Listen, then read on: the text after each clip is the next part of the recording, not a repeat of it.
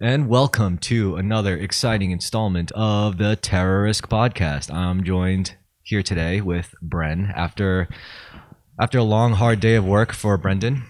Hello. Yeah, so we're chilling. Let's see, what have you been up to, Brendan? I got laser surgery on my eye because I have retinopathy. Retinopathy, what is that, like a diabetic blindness disease? Yeah, it looks like you get your eyes start bleeding and then you get black marks in your vision that just stay there and then it gets blurry around them. Uh-huh. So it's kind of like looking out of a cracked phone screen. You know, when it has those black marks when you crack your phone screen? Yeah. It's like that, but on the eye, and they can be permanent.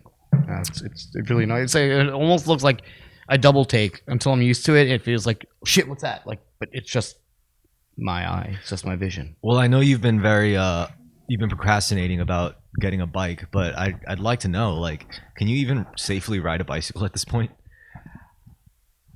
You know, I haven't even think of that yet. Yeah. I was riding my bike drunk all the time anyway, so I can deal with a little bit of blurriness, actually. It's like kind of like drunk vision sometimes, but without the discoordination. So imagine like being like really drunk with the vision, but you don't have like the motor skill impairment to go along with it. So it's harder to see, but then at the same time you're kind of aware of it.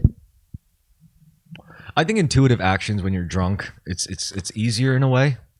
Like if it's like trying to play your second best instrument while you're drunk, it's never going to work. But if you're playing like the guitar while you're drunk, you don't even have to think about it. Your body just does the thinking. For me, this is terrible. It's like this with driving for me. Like when I drive drunk, I drive manual. So if you drive like standard and you're not used to it and you're like thinking too much about shifting gear, you're never going to be able to do it. But once you got it, it makes you more in tune with the car in some weird way, to the point where it's like, if you're drinking while you're driving an automatic, you're going to be like, the car is just easy enough to drive for you to like be really fucking stupid and drunk. Whereas if you're driving a manual car and you're drunk, it's like, it's like your body has to be engaged, you know? It's kind of like how a fixed gear works. Yeah, it's like, imagine riding like a single speed with brakes when you're fucked up. I'm just going to go down immediately. Yeah. Whereas the fixed gear keeps you on, like, oh, you can feel it giving you that little, like, hey, buddy, I'm still moving. Yeah, you don't have to, you know, it's like your body knows that you're moving. Even riding if you ride a fixed gear and you try to get on a freewheel, it's like it's broken. It's like, dude, what's wrong with this fucking bike? Why aren't the pedals connected to the wheel? Like, it doesn't feel right. It feels natural to ride a fixed gear. It feels like it's supposed to be like that, where a bike with, like, a freewheel feels like a modded bike. It feels modded. Which it is technically, because the first safety bike was the fixed gear bike. Before that, there was no pedals, and people would just go downhill and die. So they made the fixed gear because you actually could slow it down and stop the wheel, and that was called the safety bike. And it's a big female thing, because females weren't allowed to have cars at the time, or horses, and they didn't really have horses to go around. So it gave females the ability to leave the house when their husbands are going to go about town, go shopping. Wow. I mean, I don't mind freewheels. It's just, I need at least two. I need one fixed gear always, because the fixed gear bike is like my fun, my hobby, and my tool all rolled in one. You know, it's like, and it's a form of transportation as a tool. So it's like, it's basically, it's like my all rounder. You know, I just always have to have a brakeless fixed gear built up. You know, like if it's solid, it's solid. It's going to last me probably for the rest of my fucking life on a steel frame. Now, after I get that, then I start wanting a single speed. Then I start wanting a 12 speed. Then I start wanting, it's like, you know, and I got like pretty much all the bikes I need. I think I want to build like one more NJS, and then I'll just be like, I'm done with bikes forever, because it's just, you know, it's nice to have a lot of bikes, but where do you keep them, you know? When I did ride the single speed, that I rode the single speed, and it was really good, actually. Last time I rode a single speed, Paul Delaney, and he had a really nice one, though. It was all wrapped up and stuff, and it was like really good. It was what was it called? Not chromoly, lighter than that. Aluminum? No. Titanium? Wait. Carbon fiber. Yeah. And, oh my god, I pedaled it twice and just, and I would just glide like it was like I was sleeping. Yeah, but I don't like carbon fiber. I hate carbon fiber, actually. I mean, if I was like a professional bicycle racer and like I only needed a bike like every season because that's how these pros do it. Like every But he had it wrapped in rubber. That's yeah okay. I mean, I don't know what that does, but it's probably looks cool, I guess. Well, it protects it from damage. Oh yeah, that's right. Because I didn't even think about that. Yeah, Because, it was like not like grip tape, but like rubber tube. That's, yeah, the whole thing like tight, like professionally done. That's the Mexican style. That's what they do. Yeah, it's sealed. The fucking thing is waterproof. Everything like it's sealed. They do that because they want to be able to resell it. But the thing is, like, it's like it looks like shit. You know, it rides like amazing. You know, he has a green neon one. He had green neon tape around it. Like if you get a nice bike, like a nice frame with a nice paint job, it's gonna feel fucking stupid if you're gonna like cover it. Unless you really want to retain its value, then that's understandable, and you want to ride it every day. You know what it reminds me of? Like you ever go into Brooklyn? Well, he works with it, you know. Yeah, you ever go into Brooklyn and you see those like Jews with like really nice cars, but they have like really ugly bumper flaps and shit, so that like when they park in those Brooklyn spaces, they don't mind taking a little bump on the fender or whatever. Mm-hmm. Yeah. It's like that. It's like you get a nice car just to make it look all fucking dumpy with some covers and shit. Why not just get like a nice used truck? You know, like a nice. It looks beat up, but it's fucking tough as shit, and it's gonna last you a lot longer than your Lexus you're trying to baby in Brooklyn of all places where people can't drive. Yeah, but single speeds are nice. It's just with carbon fiber. The thing I don't like about carbon. Actually, I don't like any other material for frames except for chromoly and or maybe titanium, but even titanium, I still prefer steel. Steel is the heaviest, but steel is the only material for your frame that can make it actually last forever. Aluminum does fatigue, and eventually it will crack. I've broken 2 aluminum bikes, so yeah, carbon fiber. Now, carbon fiber also has a lifespan. But the problem unlike aluminum, which will just like crack and snap in some places, and then like you won't even notice it while riding. You'll hit a pothole and then you'll get off, and you'll notice a hairline fracture on your aluminum frame. And I know the whole thing was yeah, collapsed on. Dude, it was bad. I collapsed. Like, yeah. You're not supposed to one crack and that's done, which is stupid because like it's funny how like the more expensive materials get, like the more fragile the frame is. But anyway, that's aluminum. I hit a car. This is the first time it happened to me. I had an aluminum bike. I hit a car. And then I hurt really bad, but I kept going. As I was riding through Canal Street and Varick, going down, I wasn't able to stop the light because as I was about to hit my brakes, the handlebars came off. Yeah. They snapped and came off in my hands. So I'm riding without the handlebars. And then the seat post came off. Yeah. And I just collapsed while riding. It Yeah. was fucking horrible. This is why aluminum sucks compared to steel. Steel, that never, ever, ever happened. It was a specialized. So the Langster. So there's that, and then Wait, no, Dave has a specialized. Yeah. So after aluminum comes carbon fiber. Now carbon fiber is worse than aluminum because aluminum you get a little hairline fracture after a rough ride, and then you're like, well, this frame's cooked. With carbon fiber, it just explodes. Like there's no cracking like you get in like more stiffer metals. It just straight up like splinters and explodes and shit, and just you get really hurt, especially at high speeds. So that's why I hate carbon fiber. I mean, it's nice.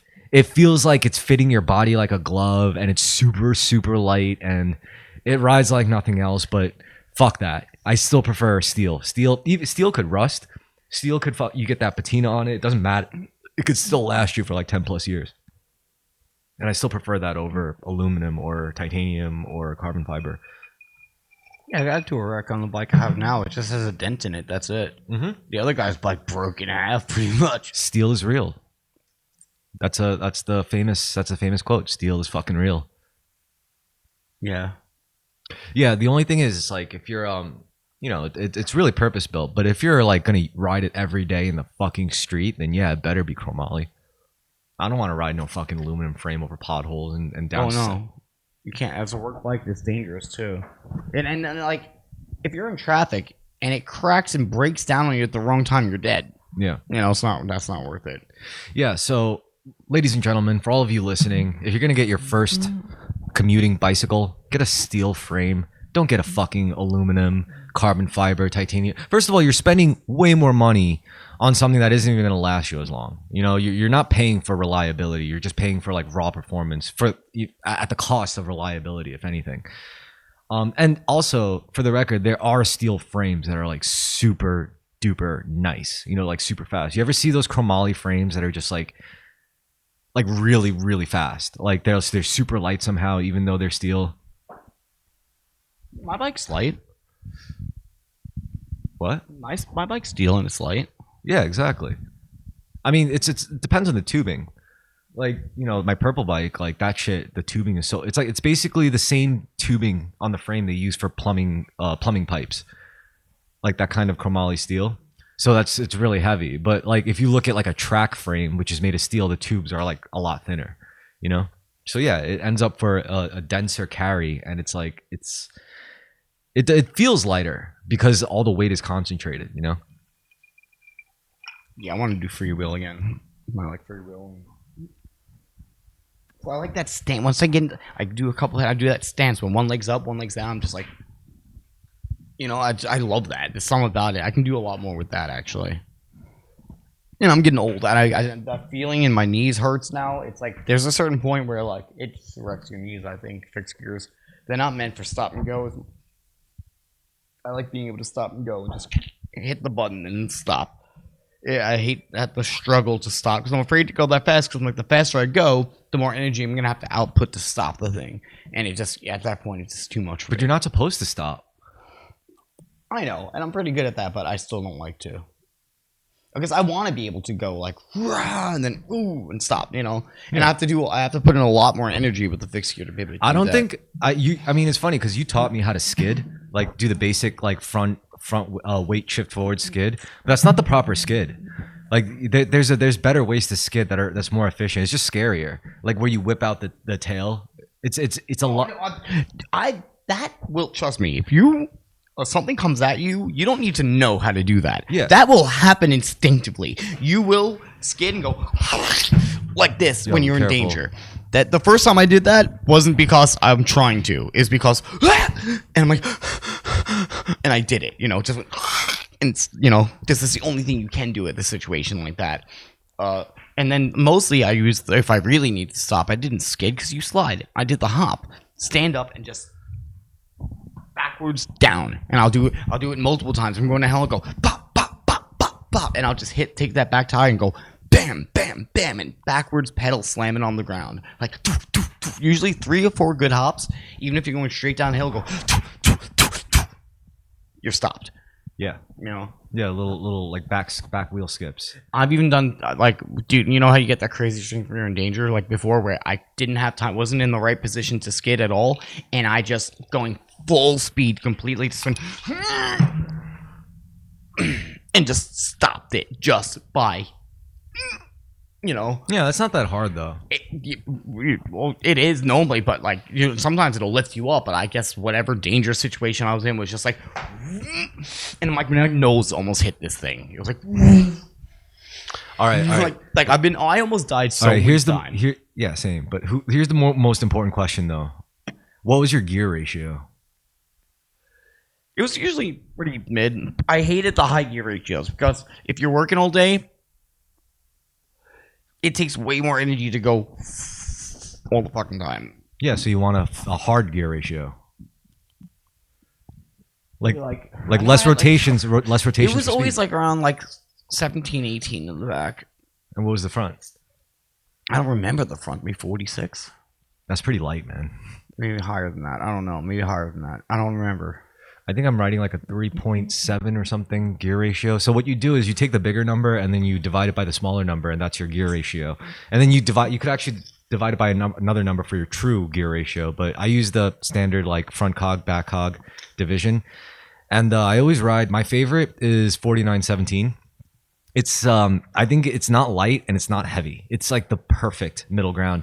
And there's like weird little rules to it too that could help your tires. Like if the divisible number between the number of teeth in the front spoke and the number divided by the teeth in the back is like an even number, like only like 2 decimal points, then you're only going to have like 3 skid spots on your tire. Whereas if you divide a number like 49 by 17 and you get like 2.8796, that number, that's better because then that means you have more skid patches in your tire. Oh, I would have 1 or 2. Yeah, exactly. Because when you ride, like, you know what I mean? Like, yeah. The reason why is because the number of teeth. That's determined by the number of teeth that's divisible, because that's going to determine Where on the where the rotation contact is, yeah. where the contact points are. So I always make sure, like, I'm a devil for details like that. Like I always make sure to get like a weird odd number divisible, so that I could get like more skid patches on the tires. You can always rotate your tires, I guess, too. That's you could That's a lot of work. Also, it's like it's still.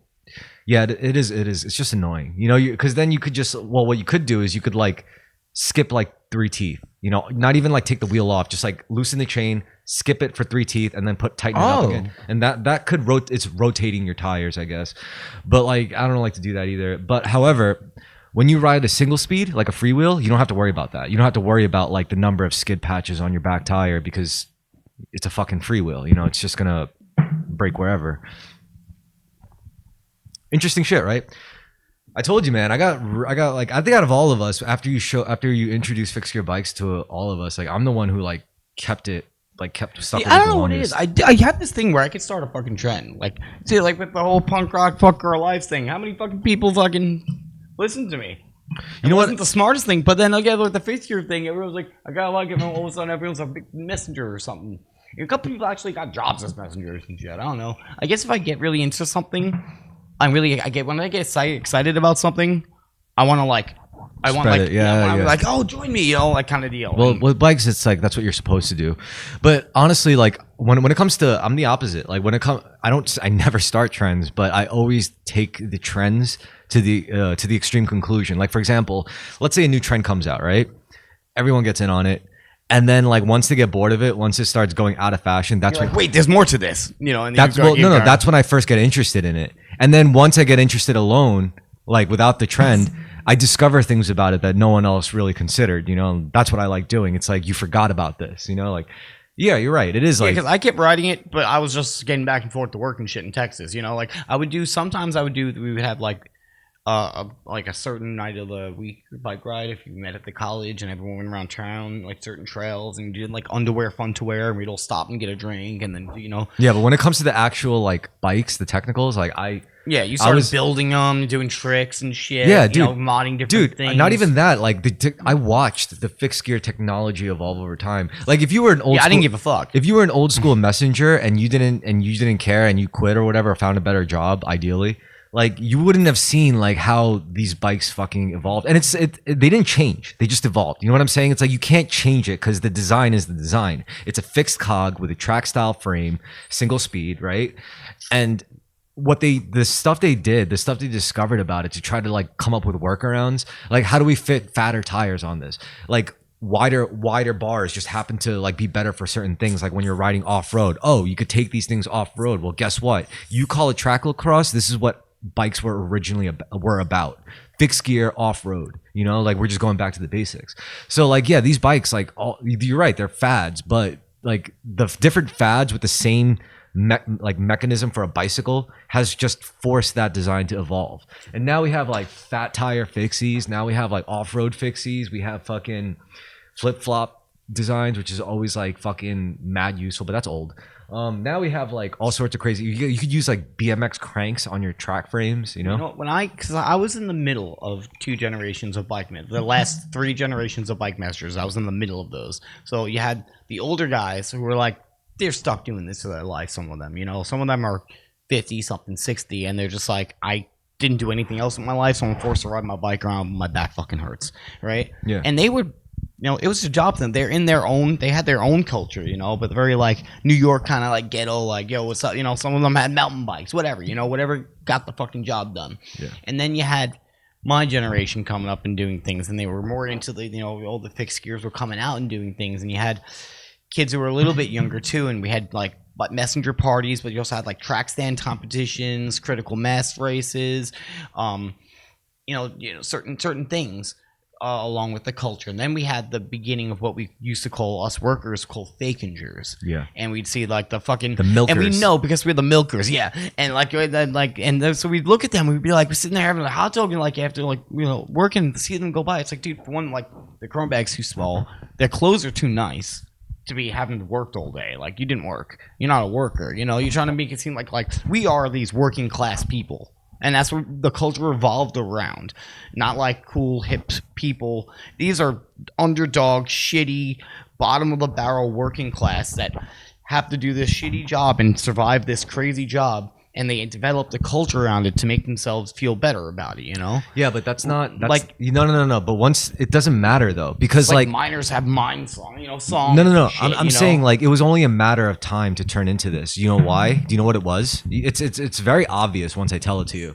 It's because like you're right. The culture went from raw, gritty, like working class, and like we're just street rats, like delivering packages. From Yeah, one- like Yeah. I can do drugs and still do this job. Yeah, and you then, know? and then we do races to try to like get together, blow off steam, and maybe make some money. You know, whatever. Yeah, but the older guys were like, "Why would you do that?" No. I have to Listen, go to work listen, the next listen, week. listen, I'm not- you know, Yeah. But I'm saying like what was before. Like you had to realize, you know, the people who made it all hip, like and all that stuff, like and kept it going, even though they weren't as quote unquote working class. Like, why do you think they did that? What do you think about those people?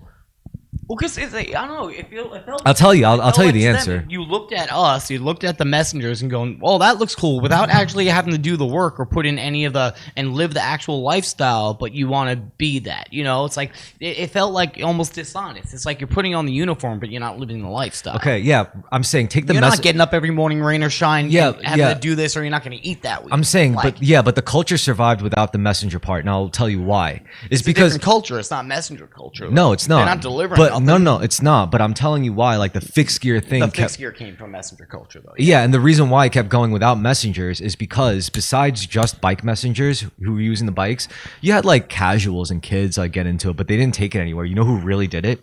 It was when like independent artists, photographers, like travel vloggers and bloggers and like, you know, like actual serious like, you know, like people who make a living off of traveling, taking pictures of nice fucking places, of picturesque scenery. And once they discovered fixed gear bikes, it was a no-brainer. Because if you get the right bike bag, you could have your Canon camera bag, you could fucking take your bike apart easy, throw it in a bag, and then just like fucking check it in through the airport. I guess it almost feels like imagine if you were like a slave in black and you have a history of like so many years of your people like secretly making blues music, right? And all of a sudden these right people come along and they start playing it on the radio like they came up with it, and you're just like, you never worked in the fucking cotton fields. Fuck you, dude.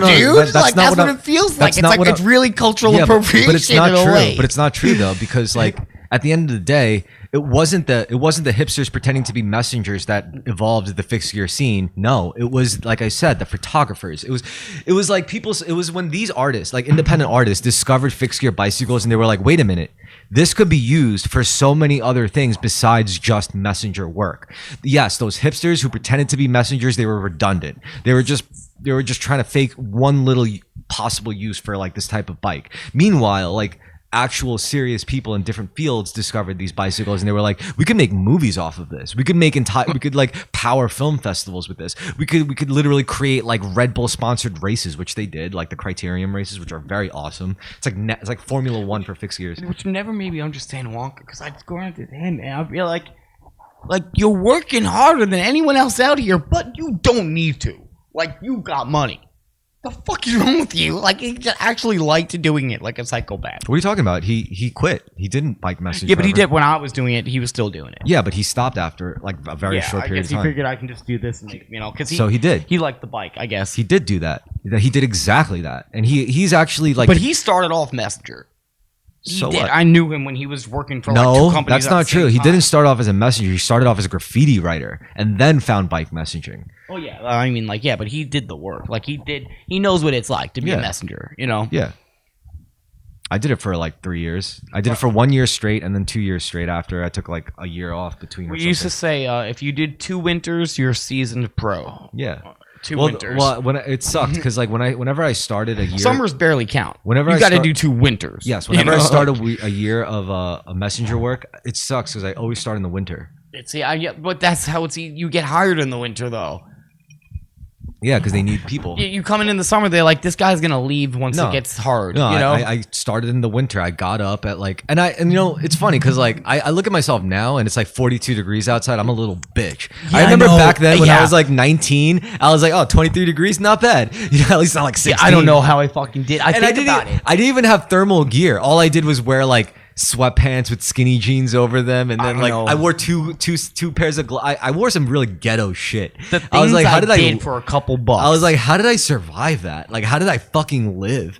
Like, it's fucking crazy, dude. The things for one, let alone the pain and the discomfort. Like, you are actually putting your body at risk of like heat stroke and freezing. Like there was like days where like you were in the office and like we're just letting you know on the news it says it takes right now without gloves on about 5 minutes to actually get frostbite and you have to go to the hospital. Like there's been days like that, you know, but still we need you to get this and that and shit. And it's like, you know, if you need plastic bags, put them on your side. Like it's like, and you're out there like, it's like being in the army. Like you have to learn how to like maintain calm and not shake during hypothermia. I've been in hypothermia. Like I think I could handle boot camp because of what I've done. Like, and I've actually had military recruitment all the time. They would see me working. They come out, hey, sir, you're a great candidate for like a diabetic. They're like, oh, sorry. But like, they like see messengers and they're like, dude, if this guy can go out, he's like, it's fucking -9 degrees. And this guy's like,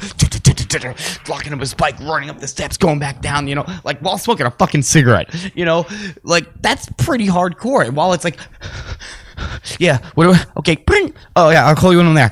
You know, it's fucking like they had that reality show, and like I'm watching it, I'm like, this looks crazy watching it from the TV, but I do this, and it doesn't seem as crazy, I guess, when you're in it. So you know what? Watch the messenger go through traffic, it looks like madness, but when you're actually there, it looks slow. Yes, Brent, you're really awesome and really gritty. For I didn't say that. I'm just saying the way you describe, you're really playing it up. But I want to say, let's get to the technicals, right? Let's say the pros and cons of riding. Like working in the summer versus working in the winter, right? The working in the winter did suck. Yes, you're right. Everything you said was true. It's fucking horrible. However, you got to admit, less pedestrians, less traffic.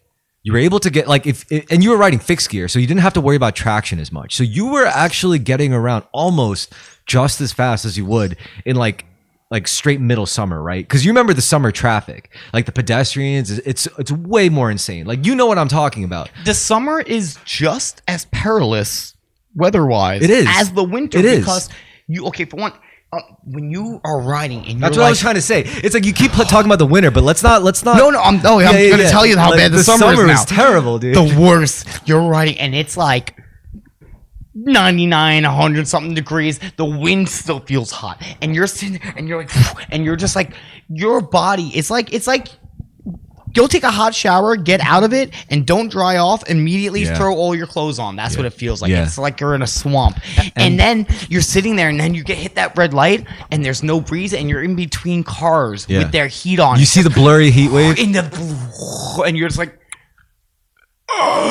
Your eyes are stinging from the fucking, and you're just like, now you're riding with one eye open because you're fucking, the sweat dripped into and the saltiness makes your eyes shut, and it's just as bad. You answer your phone, you take it off, and it's like drenched in sweat. It's you're no amount of water can fucking save you. It's crazy. Like, it's such a, and you're not getting paid a lot, dude. You're just like, I deliver this one for $4. It's like, it's fucking crazy. Also, let's not forget. And then you're off the danger. But tell me not, don't cars drive faster in the summer? I think they do. Like, people are more dangerous, take more risks in the summer. Sometimes I literally rather work like as a messenger in the wintertime because I don't have to deal with traffic as much. And then I'm faster than cars. When you hit the ground, if I get hit, somebody doors me and you hit the ground it's just in snow, the winter, you just go. Because you got a jacket and jacket on the snow and whatever. In the summer, it's like, oh, now half my skin is gone, it's, you know, it's not fun. Yeah, see that's all I was trying to say, because you were saying how bad the winter was. I just want to know. It's equally bad. Yeah. And then maybe the fall, the in between. Nope. Because in the fall, now it's not cold enough to snow, but it's cold enough to suck. And now it's raining all day, on and off, and you are soaking wet, and it is 40 degrees out. That's worse than it being 10 degrees and snowing. Let's not forget also, like, rain was worse. Gloves aren't going to help you here, buddy. Rain was worse than snow, wasn't it, in the winter? Yes. Yeah, 100%. Oh, ooh. That was just a little high. Oh, yeah. And on top of that, you're also worrying about dying at every given moment. You're also on guard. You're always in fight or flight mode because who's going to jump out? Who's going to open that door? Who's going to fucking ride into you? What other bikers are going to come at you? You're on guard the whole time. It is so crazy. That's why most messengers are smoking pot all day. Yeah. It's the only thing that's gonna make you not kill somebody. I've jumped on top of somebody's windshield before, just grabbed my chain off and just started smashing their windshield. Like, get out of the fucking car! Yeah. He didn't get out of the car.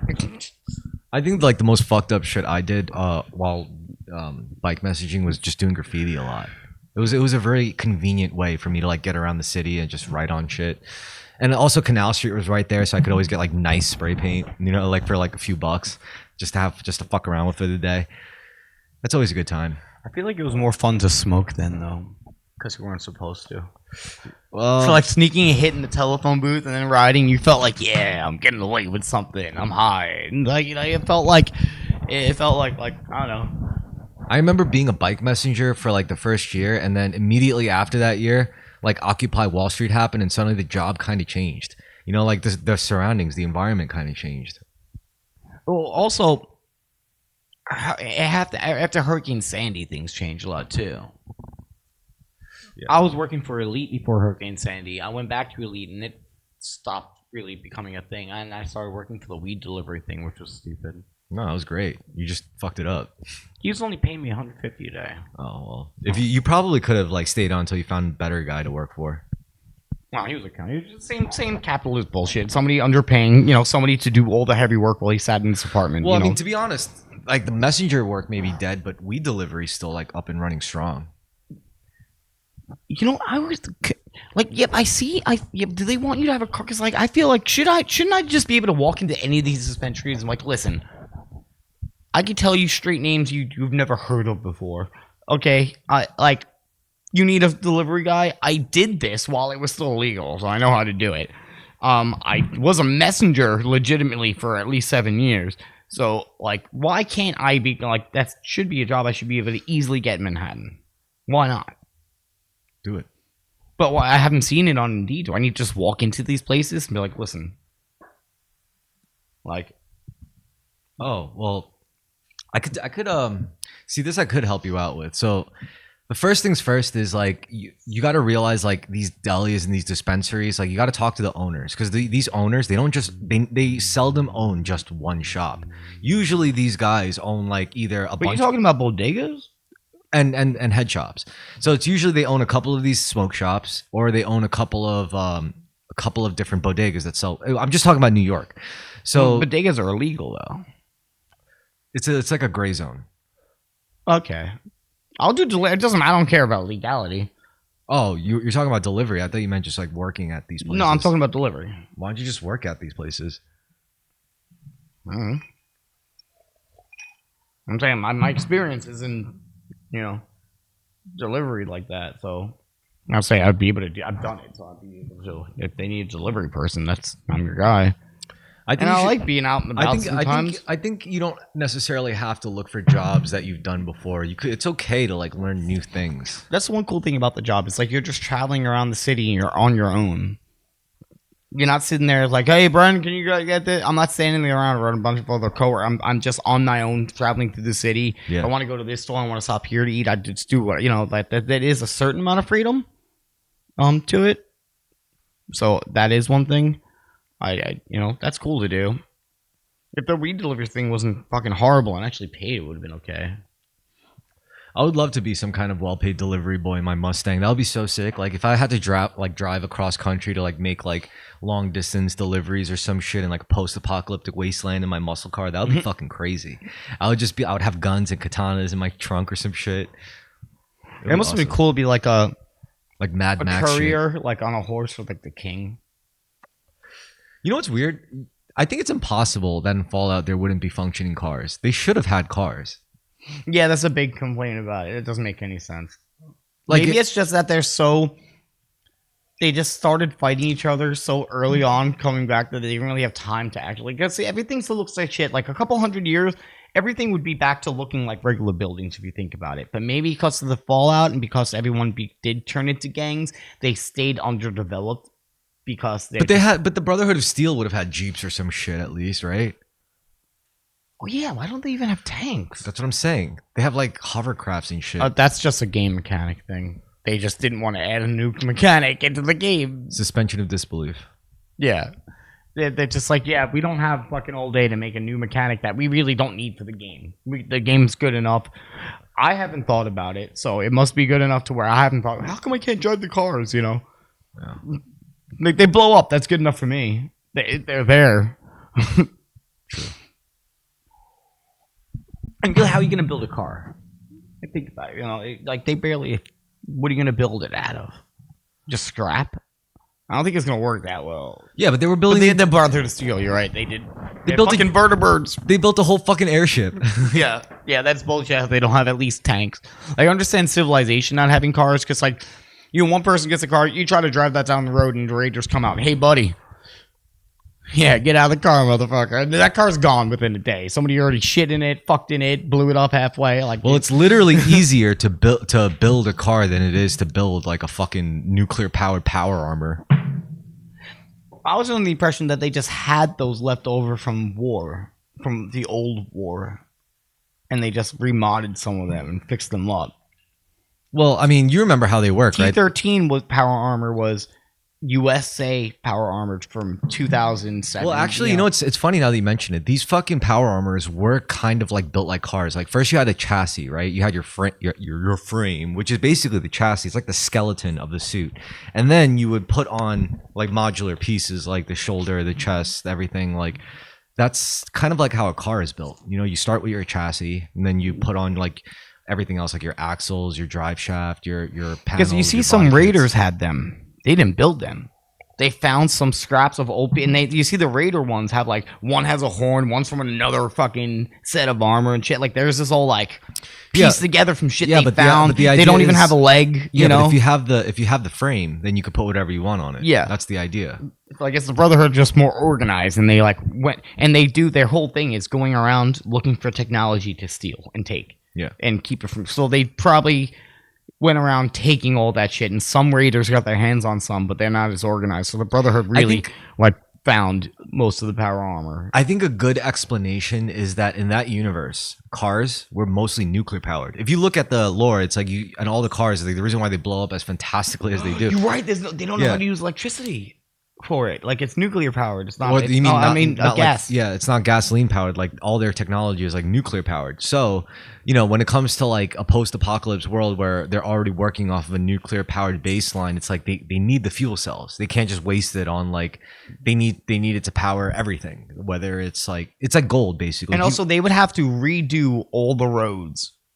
Well, that's like you could just get fatter tires or something. Which it's everything's rubble. So you drive for like a little bit, and all of a sudden you have to stop and pick up the car, move it somewhere. Like it's hard to walk. Nah, that's easy. They could have just easily built like a Doom, but like some crazy off road like with but then you might have a road, and all of a sudden there's a fucking canyon between that and the next road, and you have to go all the way around because there's no way across because. There's a nuclear bomb. Yeah. There's a bridge that collapsed here, and there's like you can't. There's not really. And then you're gonna hire who? There's no society for workers to build and repave the roads to come from here to Vegas. You know. Wait, have you ever seen Mad Max? Yeah, I guess it'd be like Mad, I don't know. Yeah, I know about Mad Max. I've never seen it. You never seen it? It's a good movie. I'm not talking about like the new ones, like Fury Road and shit. I'm talking about like the Mel Gibson like dystopian kind of.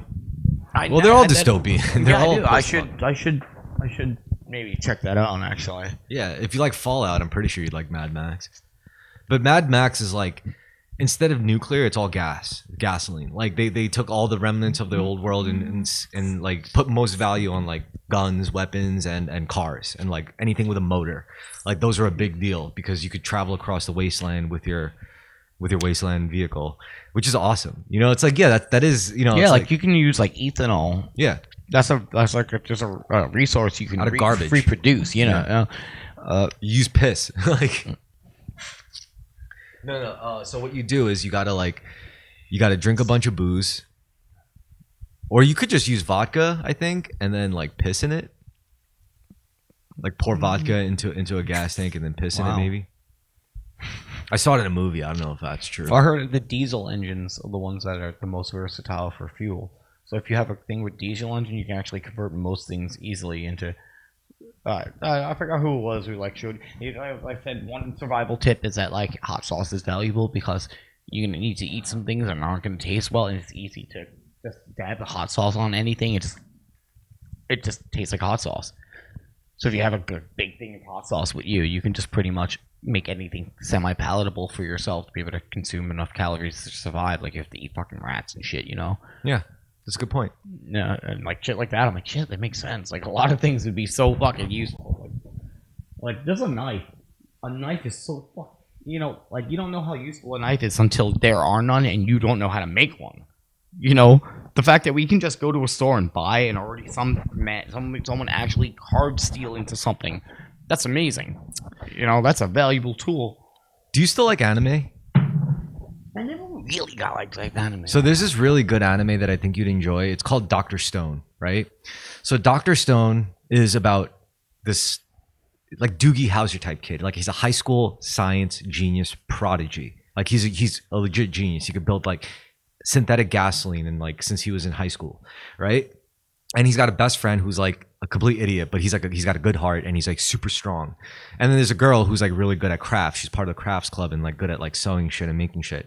And then one day, every human on Earth gets petrified to stone, like literally stone. They're still alive, but they got petrified to stone.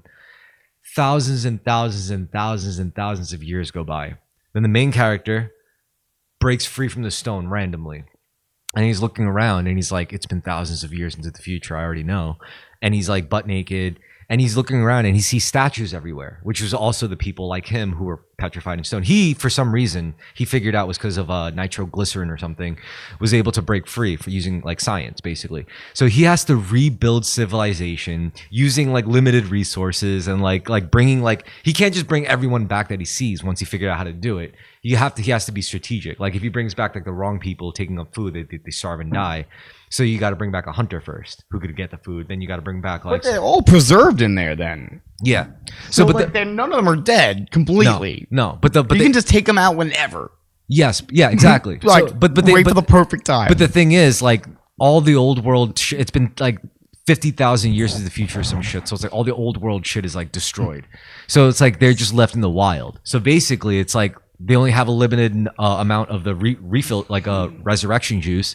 And they could only bring so many things back, so it's up to him to like remake everything. Oh. It's like first things first.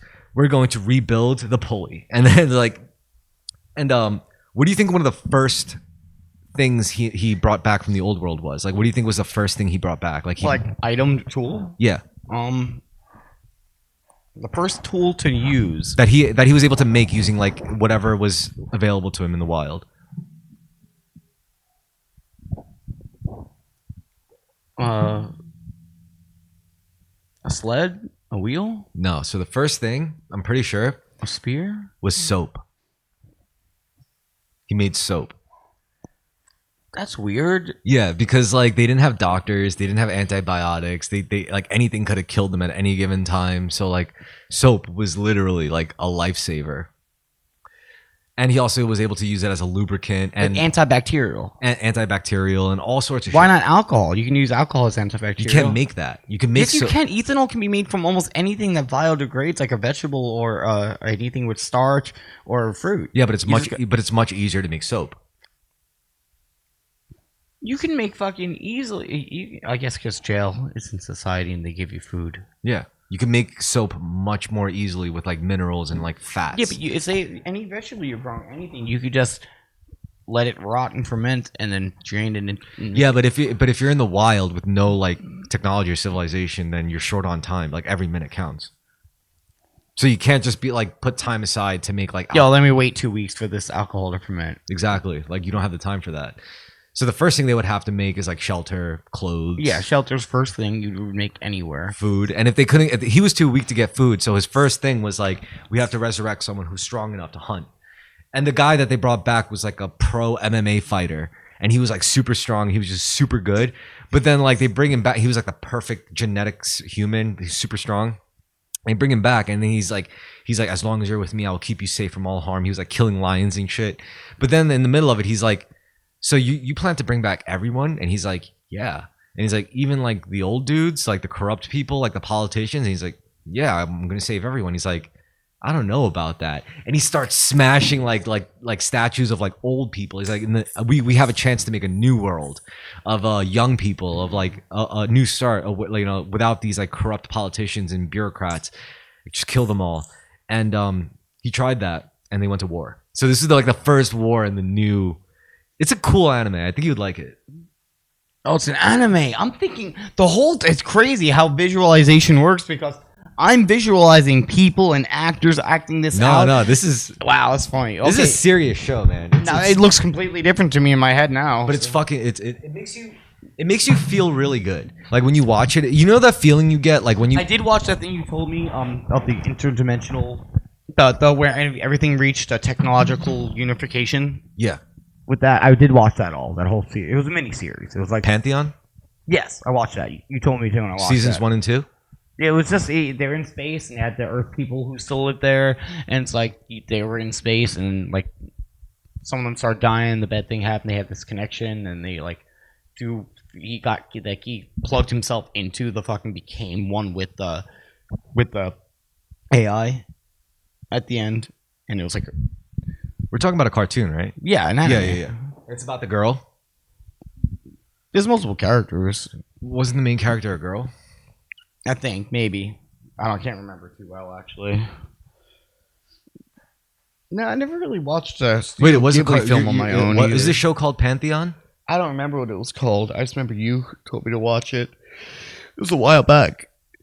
Really? Yeah. What was it? You don't remember what it was called? It was like it was like everything reached like a technological unified like point. Was it like realistic? No. Oh, so it was like an anime? Yeah, it was anime. Oh, like was it Deno Coil or something, or was it who was you don't remember the main character? Describe the main character. I don't actually. Jesus Christ. I remember the premise and where they were. It was in space. They were on a shuttle, and then it shut down and went bad. And the teachers and no one could even help them, and then you ended up plugging into the AI, and like knowing everything. Oh yeah, and he went through that moment. It was a movie, right? Was it? Yeah. Maybe. I don't know. He had to save the girl at the end, right? Yeah. Yeah. And they were little. It was about little kids. Yeah. Yeah. That was a movie? Yeah. Oh, okay. Orbital Children. Yeah. Actually, maybe it was a show. I think you're right. I think it was a show. That was a good fucking show. Okay, so the premise of that show, it's like it takes place in the near future. It takes place in a space station. And the space station starts like getting fucked up. And the space station was originally like a big deal, but then like it lost funding because something about like the world government thought it was like a waste of money. And as the space station was shutting down, it got invaded by like this malicious AI entity or something. I gotta rewatch that movie. That movie was kind of crazy. Yeah, you're the one who told me to watch it, and I watched it like a week after that. Yeah, that shit was cool. No, Dr. Stone I think is better.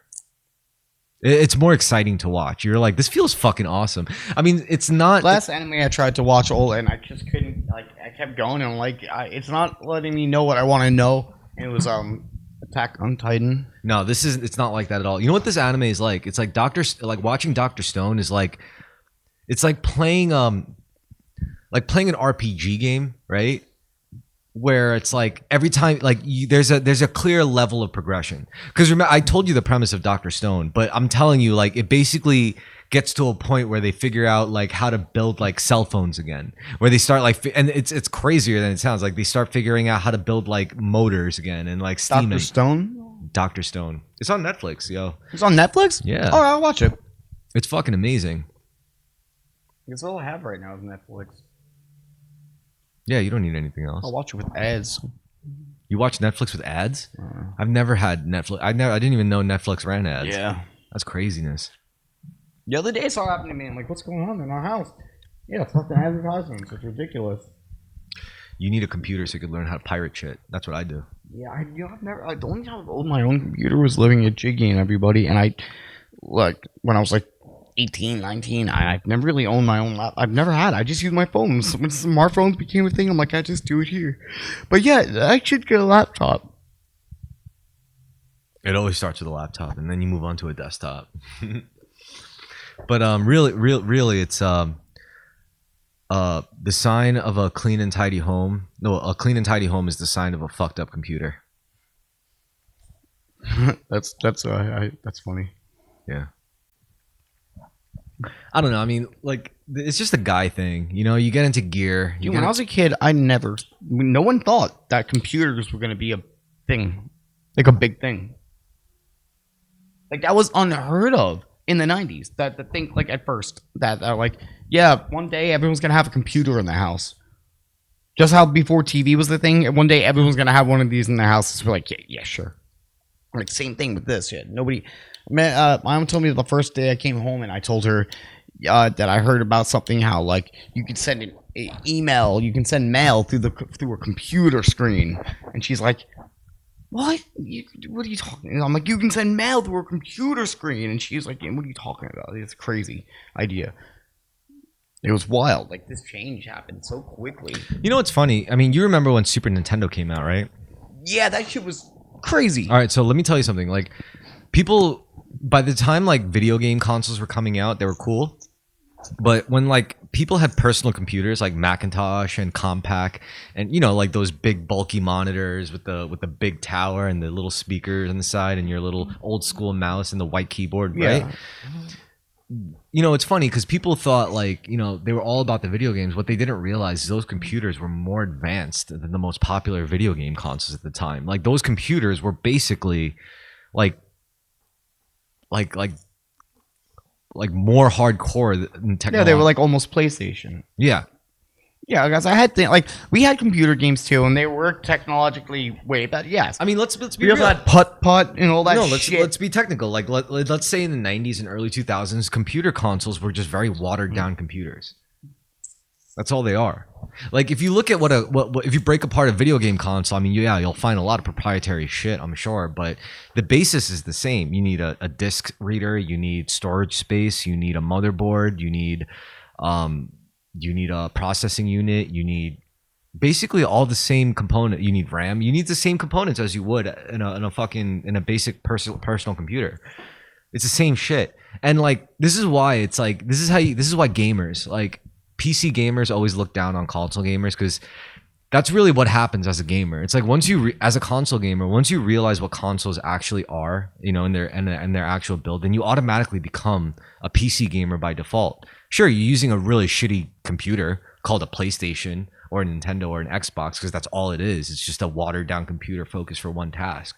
But once you understand that, then you are by default a PC gamer now, you know, because that's what you're doing when you're gaming on a console, a personal computing unit that's just very built and like built for gaming. Yeah, just like people use their phones for gaming now too.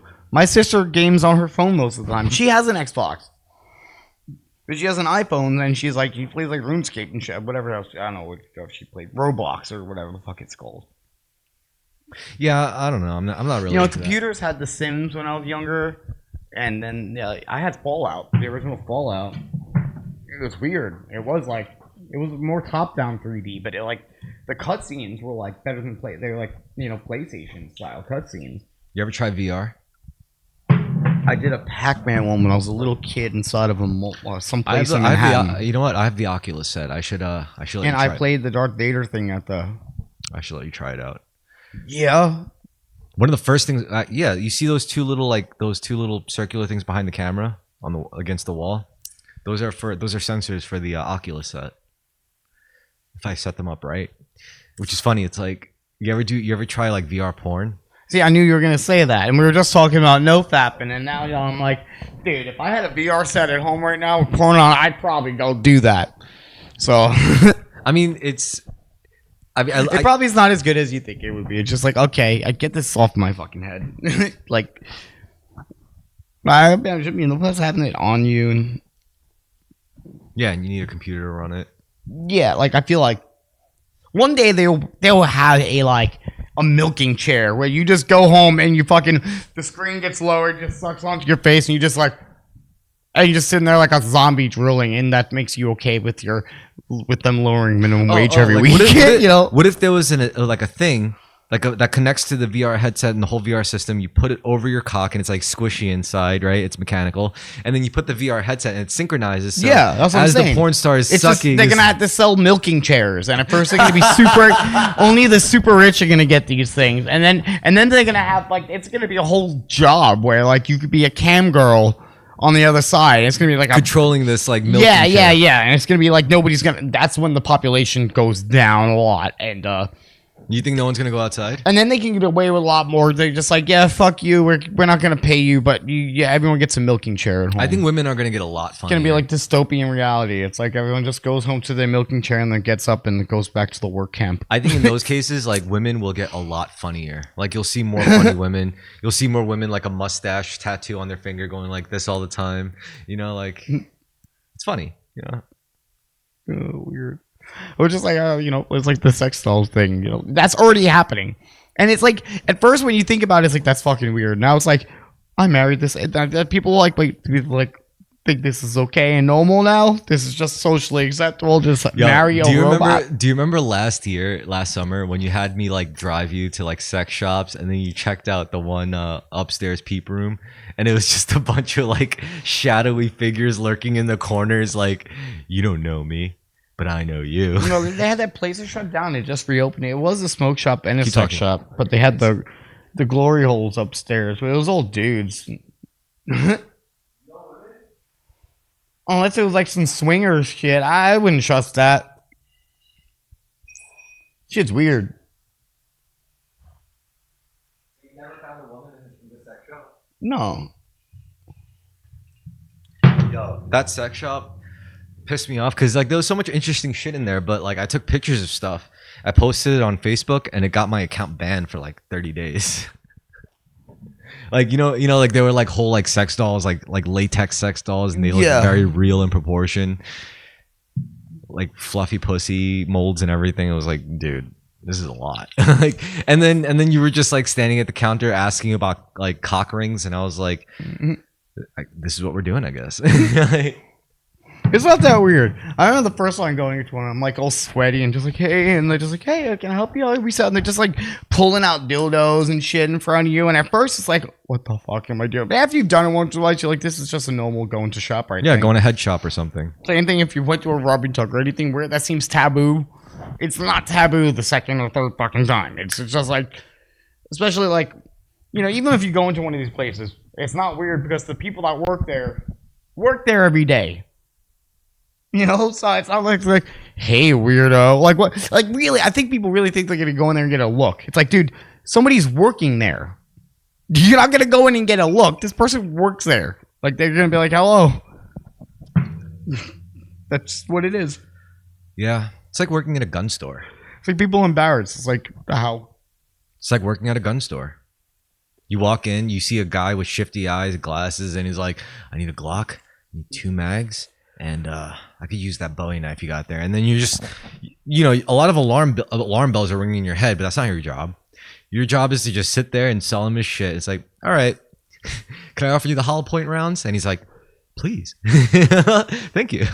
It's like, and surely you must know that you must provide a valid. You know, the fucked up thing is like with the Borat thing. No, with the Borat and Bruno, when he goes in, he's like, well, like, what's the best one for kill a Jew? And he's like, oh, you're gonna want these rounds over here. And it's like, just straight in and be like, what do you just say? He didn't go, oh, sir, you just told me you were gonna perform a criminal act. No, he didn't stop at all. He just said, oh, you need these rounds. Like no. He didn't say that. He didn't say which ones would be the best for me to take home, load into my rifle, and then shoot a Jew. No, he said which ones would be the most effective. Yeah. That's not saying, you know. Yeah, I know, but like that also be like that movie was meant to just expose certain people. So it also means the people at that store is just like, probably wants to shoot a Jew themselves, you know. But he went to a certain place in a certain area of the country to see this. I think he's used to listen, like being asked questions. Like as a gun shop owner, I could easily imagine a white guy coming in being like,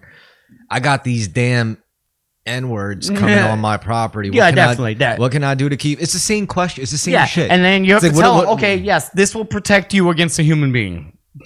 Yes, it will. Yeah, black people are humans, and that will. Jews are humans. That will. See, that will take them down. These are hollow point. Yes, These are yeah, hollow yeah. point rounds. They expand on or they expand as soon as the slug is ejected. They will do a lot of fucking damage in a chest cavity. See, in center sir, of mass. as much as you believe in eugenics, a bullet goes through everyone's chest pretty much the same. Bone is bone. I don't care what you think. Yeah. Just it works. So that's what I think. I think like it's nothing wrong with that. No, you know? the Jews' magical powers aren't going to stop these bullets, sir. You're out of your mind. This will open up their skull like any other skull. Yeah, like people actually believe in shit like that though. It's crazy. Nah, I don't know. I don't really entertain that. It's just funny, like to hear like shit, like things that people did believe, but also people believe in gypsies and shit. Like you're like, oh, these people have magic powers, but at least like the gypsies rolled with it. They were I like, believe you in know, magic. but the gypsies were like, we don't do this, but they think we do, and maybe they'll leave us the fuck alone. Let me ask if you they're something. afraid of getting cursed. Let me ask you something. Define magic in your own words. What is magic? It's unexplained science, I guess.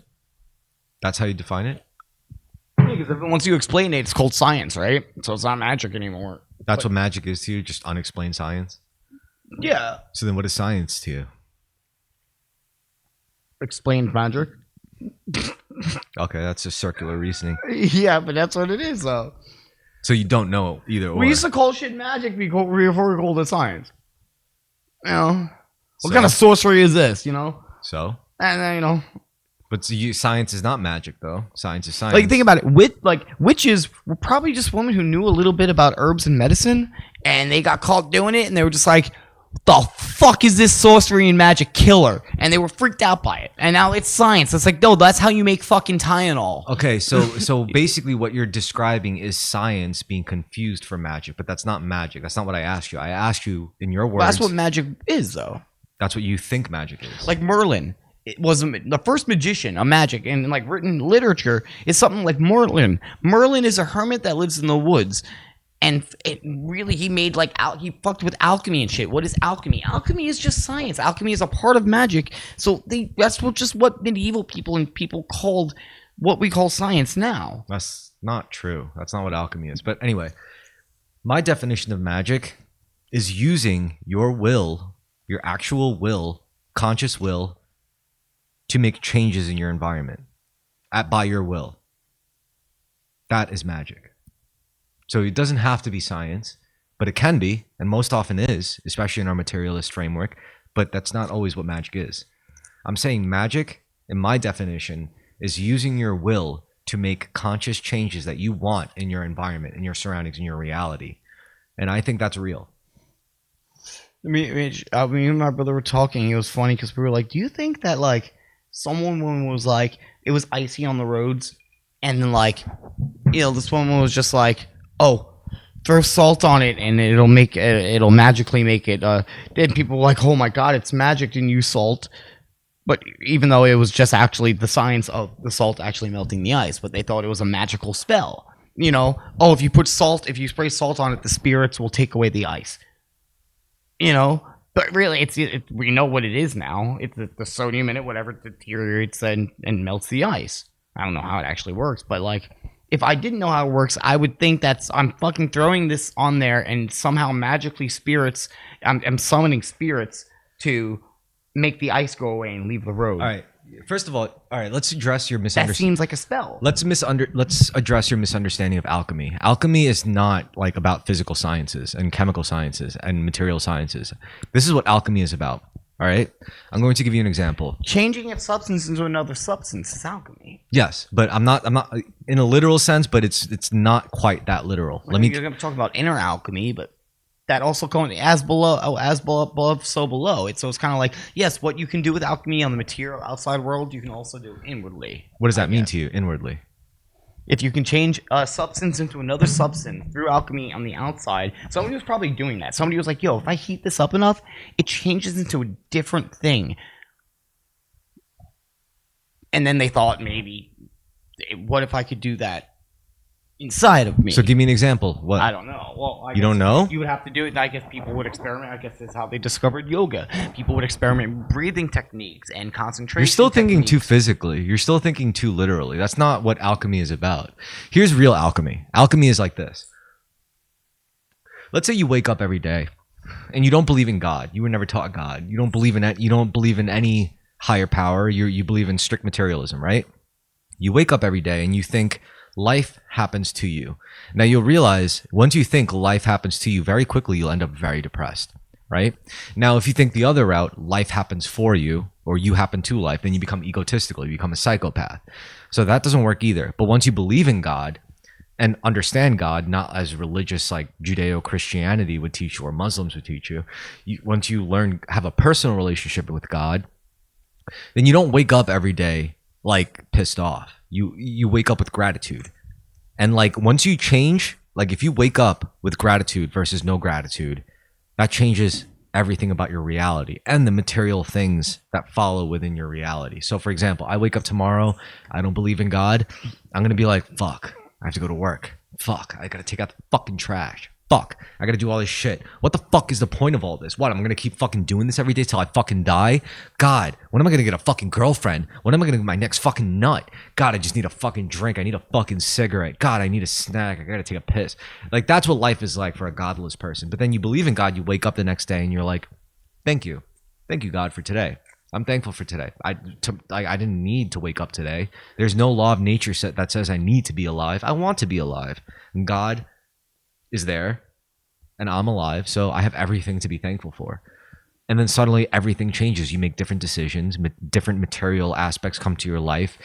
Instead of copper, you get gold. That is alchemy. That is what alchemy is really about. Since the Kemet time, since before Kemet, since before ancient Egypt, this is what it's about. Since Hermes Trismegistus, the thrice great. You really don't know that much about this shit. You only know like from the AA point of view, I guess. But it's like that's what alchemy is really about. It's not about like turning lead into gold. No, that's just a metaphor. The lead is the godless life where you wake It's a up. metaphor, but at the same time, it's also an objective truth that you can outwardly change. Yes, but don't put the cart before the horse. What I'm saying is, when you wake up as a godless person, not thankful, all you get is coal. All you get is lead. Is shit. When you wake up and like thankful every day, not only is everything you get seem more valuable as gold, but suddenly it's like other people who have more than you will be like, I like this kid, Brendan. You know, it's like he's just grateful to be alive. Like I want to be around that energy. I want to be around that frequency, that vibe. It's like I got more than enough money to spare. Hey, Bren, you want like a few? You know what's strange? In this state of mind that I'm still in, like the egotistical state of mind, and I remember like the state of mind that I got put into when I had like those shroom experiences, right? When I had the full blown gratitude, like that's all there was just like if life was just a giant. Yes. Yeah. And I'm not like that normally. I'm not. I'm very like fuck this, you know. It shouldn't be. That's too much. But and then yeah, I guess so. But like when I got that, I can remember what that is almost like, but I can't actually pinpoint the fact or the truth that made me realize that. You know, like if you get like I can't understand what triggered it. I like in this state because I'm not in that state. That's an egoless like beyond what you could, like state. I remember what triggered it. It was your accomplishment with hyenas. No, it had nothing to do with any outward thing. Yeah, it did. No, with the shroom trip thing. Yeah. No, I had not. This was before that. No, I mean, you wouldn't have done those shrooms if it wasn't for hyenas, and you wouldn't have had as good of a time on the shrooms if it wasn't for hyenas. It was hyenas. No, this is before that. What do you mean? Before it had nothing to do with anything outward. Oh. Nothing to do with anything like that. No. So you just did shrooms? Yeah. Yeah, but it wasn't the shrooms. Like you could do other things. You could go through other things in life to bring you to that same Shrooms place. is magic medicine. It just shows the ego. I'm just saying it doesn't have to be shrooms. You could do other things in life that'll take you to that exact same place. Whatever. That's yeah. It's not whatever. No, just meditate for 8. No, I need you to know that. I need you to know it wasn't the shrooms. Like there's a lot of things you could do in life that'll take you to that exact same place. Except shrooms happens to have its own flavor to it. The psychedelic route, I've done both. You know, well, I've done a lot of routes. Like I've done the reason why, like Symbiosis with nature through that pathway is the like I believe Terrence McKenna. It is like it's what it's almost seems like that's what nature intends you to do. So here's the deal. It's there readily available for you to do it. Yes, nature wants you to. I don't deny that. So I've done shrooms many times. And once you eat the shrooms, you realize you didn't eat shrooms. You are the shrooms. So yeah, there's no separation between you, the shrooms, the beach, the person next to you at that point. So yes, once you're in it, it's not because you ate the shrooms, because that's everything else is redundant once you have that experience. Yes, and I've done that. I've eaten the shrooms. Once you start saying, "Oh, I tripped on shrooms," that means your ego is back enough to where that's you're great. separating. Yeah, or fine. I got an ego. Great. So does everyone else. Anyway, I did the shrooms. Did the acid. I did all that shit. It's true. I'm not fucking wrong. Anyway, I did the shrooms. I did the acid, and you know what that did for me? What that did was align my mind and my soul, but not my body. Like when you do your mind and your soul, like when you eat shrooms, when you go the psychedelic route, it lacks discipline. It's just all good times. You know what? You know what gave the discipline to me? That you say that. I mean, I did the shrooms, I did the acid, and lacked discipline. But then once I did martial arts, that completed it. That gave me the discipline. You're right. That is spot. And you know what? And that's what most of these fucking hippies don't fucking understand. These fucking stupid ass wooks, these drug heads. They're not all like that though. No. All I'm saying. Yeah, great. Yeah, I know. I'm one of those people. I did the shrooms. I'm a psychonaut. I get it. I understand the psychedelics, dude. I get the drugs, man. But those people who do the drugs don't fucking understand the discipline. They don't understand the martial arts. They don't understand the holistic nature of the bigger picture. That's what I'm saying. Terrence McKenna, he only knew how to fucking like turn like disciplined white boys more looser. But if you get too loose, you eventually get to a point where you get too loose and your life goes off the fucking rails and you can't interact with people. You can't actually bring people to the other side because you're so far in the other side that you can't even connect with the old people anymore.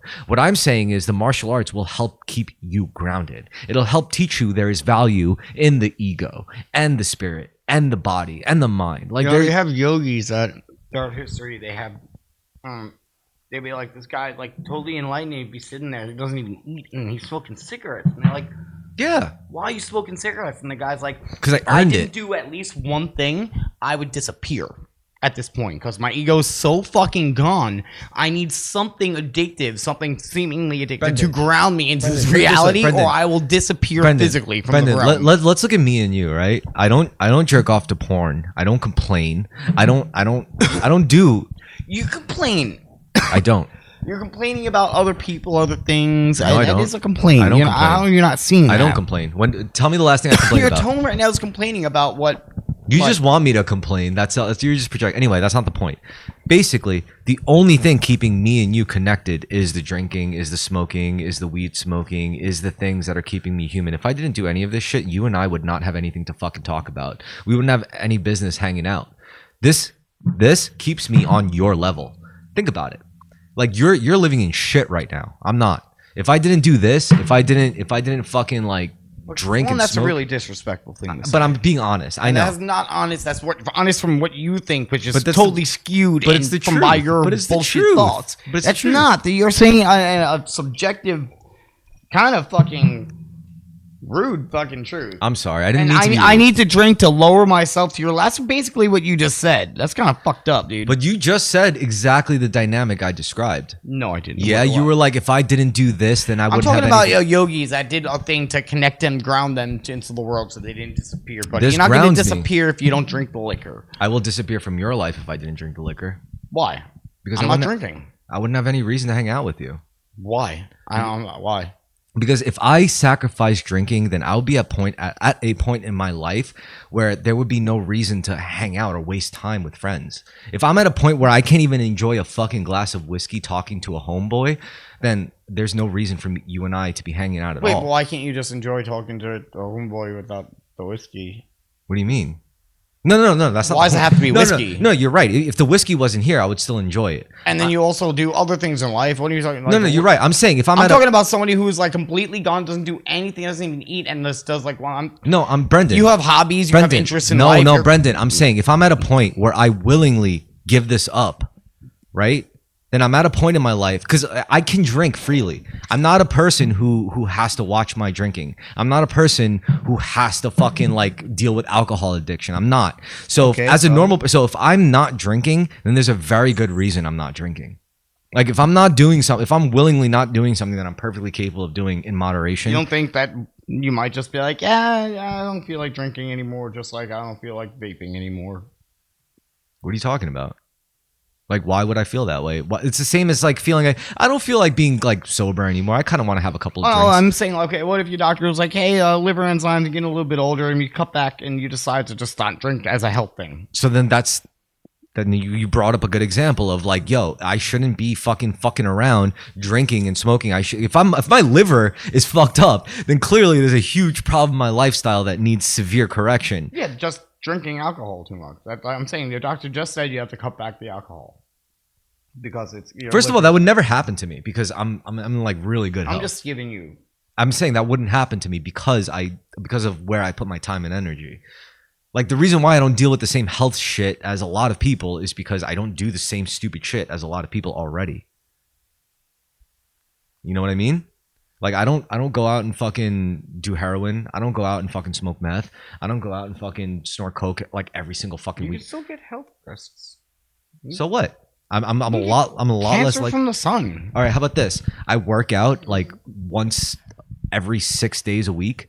I fucking eat once a day. I don't fucking eat like sugar. I don't eat junk food. I don't drink soda. I don't drink juice. I just drink water. You never know what happens. There's plenty of healthy people who just got sick and died. Shit happens. Yeah, but guess what? You know what? I'm gonna. It's a lot less likely to happen to me. Percentage, yes, maybe. Chance. A lot lower. A lot lower. It could still happen. Of course, I'm not denying that. It could happen to anyone. Yeah, but it's a lot less. It's a lot more likely to happen to you because of the way you live than it is to happen to me because of the way I live. Well, they even say 5 alcoholic drinks, which is 1 shot or 1 beer a week, is considered binge drinking. And Surgeon General, at least. I'm not denying that. So that could still damage your liver. Sure. That small amount on a regular basis. Sure, but you know what? Guess what? I still work out 6 days a week. I still fucking watch my diet. I still get plenty of sleep. I still don't fucking do any other drugs besides alcohol and weed. How are Korean with the drinking and enzymes? Oh, they're crazy, dude. Korean. I'm an exception amongst Koreans when it comes to drinking, especially because Koreans are consummate alcoholics. I am not. Really? Yes. Koreans are very drunk race type. Koreans are they get drunk easily. They're like the Irish of East Asians. They love to drink and they love to be violent when they drink. I don't like that. Well, actually, no. Actually, you're saying that from your point of view. I think maybe other people might look and say, "Wow, he drinks a lot compared to me," or say something like that. Like they would consider you a drinker, and I am a drinker. Or some people that just don't like. Some people are really they'll have a glass of wine twice a year or some shit. That's fun. Good for them. And they consider themselves drinkers, but they think them. people will drink all the time. It's absurd to them, Good for them. And what I was doing, people would think that was absurd. But I was thinking if I could just drink a 6-pack every night, I felt like that would be normal.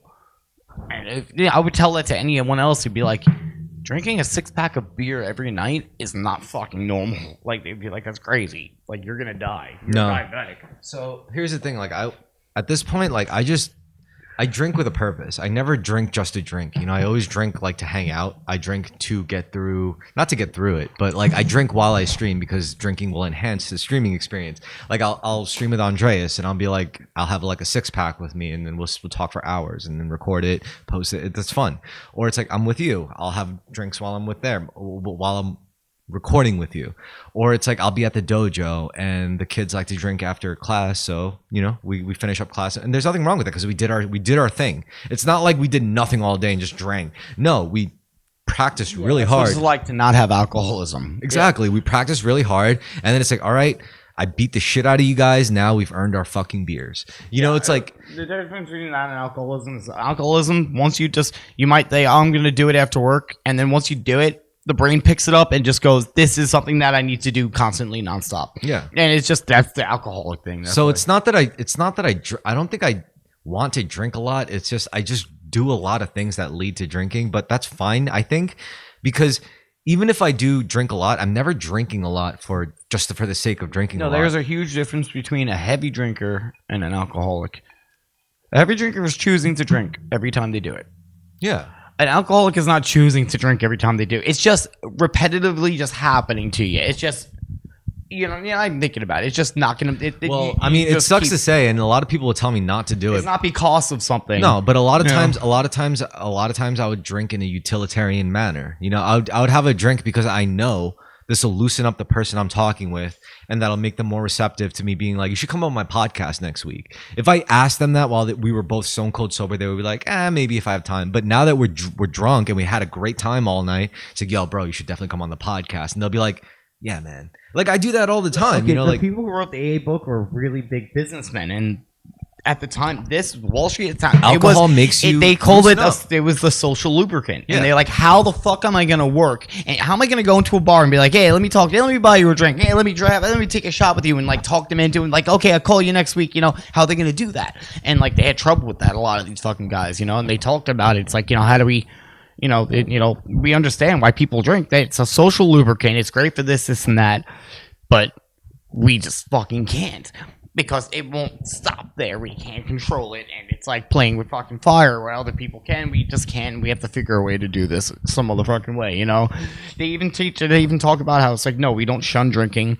We even keep liquor in our house and serve it to other people sometimes. If we can't live if we have to hide from these things, then we're still fucking sick or some shit, All right, first of all, the reason why they could teach it is because they know the game, and I know the game too. So here's the deal, right? Let's say you're a regular CEO of a semi Fortune 500 company, right? And I'm a stockbroker, and I see you at the bar, and I'm in the AA because I had way too many crazy nights on coke, beers, vodka, all sorts of shit, and hookers, and I'm in AA. But then I know I could land this deal because I've been in the game for so long, and you're sitting there drinking, having a good time with your rich buddies, and I go up to you and it's like, hey pal, can I buy you a drink? Blah blah blah. You know me and you know my firm, and he does know your firm, and he's like, okay, I know his firm. They're serious people. I want to talk with him. Maybe he can make me more money. And it's like he's like, can I buy you a drink? I say, can I buy you a drink? And you think to yourself, all right, I'll take a drink. And he doesn't have a drink, and I notice like, what? You're not gonna have one? And then me, as the guy who's trying to sell you, I would say, no, I'm in AA. And he's like, what, really? No, you don't do that. Listen. No, not, you don't say I'm in AA. It's like, no, I gave it up. Yeah. And then the guy goes, so you don't drink at all? And it's like, you expect me to drink? And it's like, well, I used to drink a lot, and here's the story. Then you tell them the story to humanize yourself. Then you say, yeah, and blah, blah, blah, and I did this, and that while I was plastered, and my wife left me, my kids don't want to talk to me, but throughout all of that, I'm still really fucking good at making money. And at the end of the day, you know what kept me clean? And then the guy is like really interested. The company owner is like, what? And he said, making fucking money, because I'm just that good at it. More than drinking, more than getting fucked up, more than losing my wife, more than my kids hating me. Throughout all of that, I never got bad at making money. This is why I'm talking to you right now, because I think both of us together can make a lot of fucking money. And you're sitting there with your club soda, hand not shaking, just still, deadpan. You're looking at him with a steady gaze because you're sober. And he's like fucked up and he's drunk and he's like, shit, this guy's for real. And that's how you could use that to your advantage as a sober man. Yeah, back in that day though, we think about it like that because it is a normal, it's like a commendable thing. It's like, oh no, I don't do this anymore. No. Good for you. It's not just saying I don't do this anymore. It's like, here's why I don't do this anymore. It's because I lost my wife. Like, actually, my kid doesn't fucking talk to me. It wasn't as socially acceptable at the time. But I'm saying there were certain situations where it's considered disrespectful. Okay, but this is how you sell it. This is how you make that do. I'm saying this is how you use. That wasn't always the case. But it doesn't matter if it was. The reason why it works now is because it was meant to work sooner or later. Yeah. You're not really supposed to that. You're like going a whole story about it. But I'm just saying, like, this is how you do it. Like, this is how you fucking, work with whatever. It doesn't have to be alcoholism. It could be anything. It could be a sex addiction. It could be this. It could be that. You could swap anything out for that story just to make that sale because that's your goal. Like, it's like, yeah, I was a sex addict, but you know what I realized I was better at than being a sex addict? Making money. I realized I could give up sex and I'm still good at making money. I realized I could get right with God and I'm still good at making money. I realized I could be better to my family and I'm still good at making money. Except you didn't get a job and make money afterwards. He tried. He couldn't even sell the fucking book. Well, I'm just assuming that you're an honest person. If you're not an honest person, that's a different story. Yeah. Well, I'm saying the guy who you didn't get a job at. You couldn't get back into it. His job was stupid though. It was a fucking that wasn't a stockbroker at all. It was a fucking an analyst, right? He just made up some job that he started doing. So he would tell the stock companies, so it's like, hey, these companies you're investing in, how do you know they're really doing what they're doing? You hire me, I'll go there and I'll go check on these companies and make sure, they're really producing what they say they're producing and stuff, and go around and I'll analysis all these companies and then go back and let you know, like, hey, these guys, I sold their factory, invest, they're going to be big in a month, like that kind of thing. Like, so it's like he kind of like said, he made up his job. Okay. It wasn't a real job. He just went to stockbrokers and said, I'll do this and you pay me under your company. Those are all the best jobs. Yeah, I guess so. At the time, everyone was, but this was before the crash, and then the crash happened. No. That's any job in history. That's the best jobs in history. We're always the ones that you made everyone up. jumped out of the fucking, top stories of the buildings and killed themselves the minute they lost their money. So I don't think it was the best fucking idea, because everyone killed themselves and starved to death in the streets afterwards. That didn't last very long. Those people making that quick money. What do you mean? At first. What are you talking about? I mean, this is during the stock market crash, right? What year? There's multiple stock market crashes. Which specific one are you talking about? The one for the 20s. Oh, like in the 1900s? Yeah. Yeah, that was, yeah. That's what he was an analysis. But he's like, oh, I had multiple friends that day who jumped out of the top stories of the buildings, and he's like, I said, I didn't even care. What year are you talking about? 1920s? The crash. The stock market crash. Of the 20s. The one that happened. I don't know. What fucking year was it? What are you talking about? The Great Depression. The Great Depression. Okay. So the one that happened before. See, the guy you're talking to knows people from the Great Depression? No, I'm talking about the co-founder of AA. Who wrote the AA book. Oh, okay. That is a long time ago. Yeah. I think you're talking about someone you knew. No, it's a co-founder of AA. And he's like, all my friends jumped out of the building, but I was such an alcoholic that I didn't even care. I just went to the bar. Good. Better off.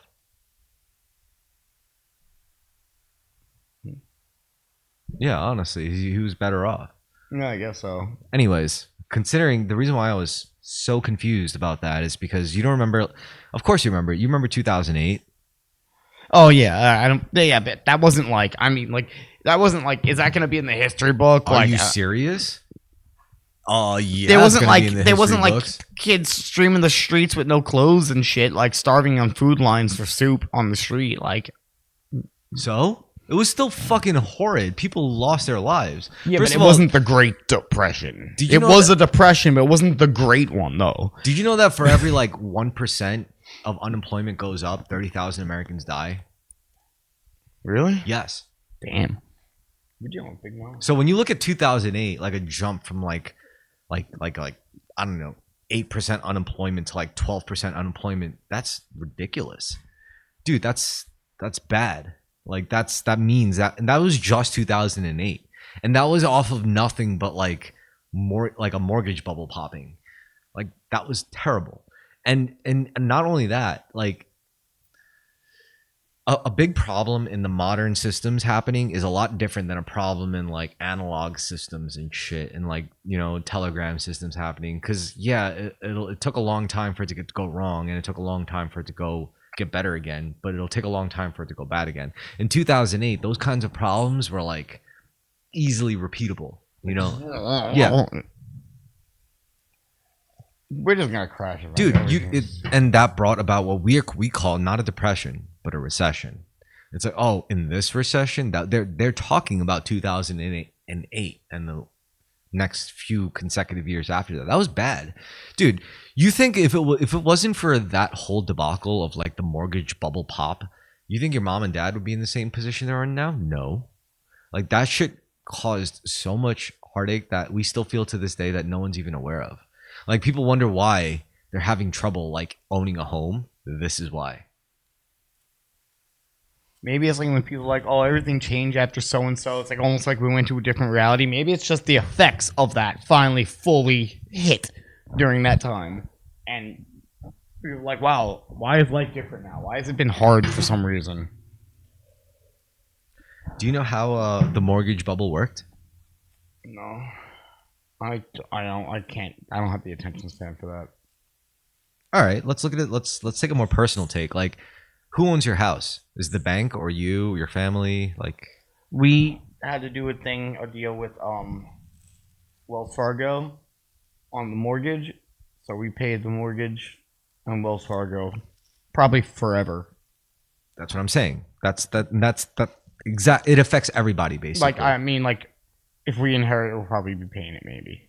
That's what I'm saying. It's like this And is supposedly there was a rotten deal done by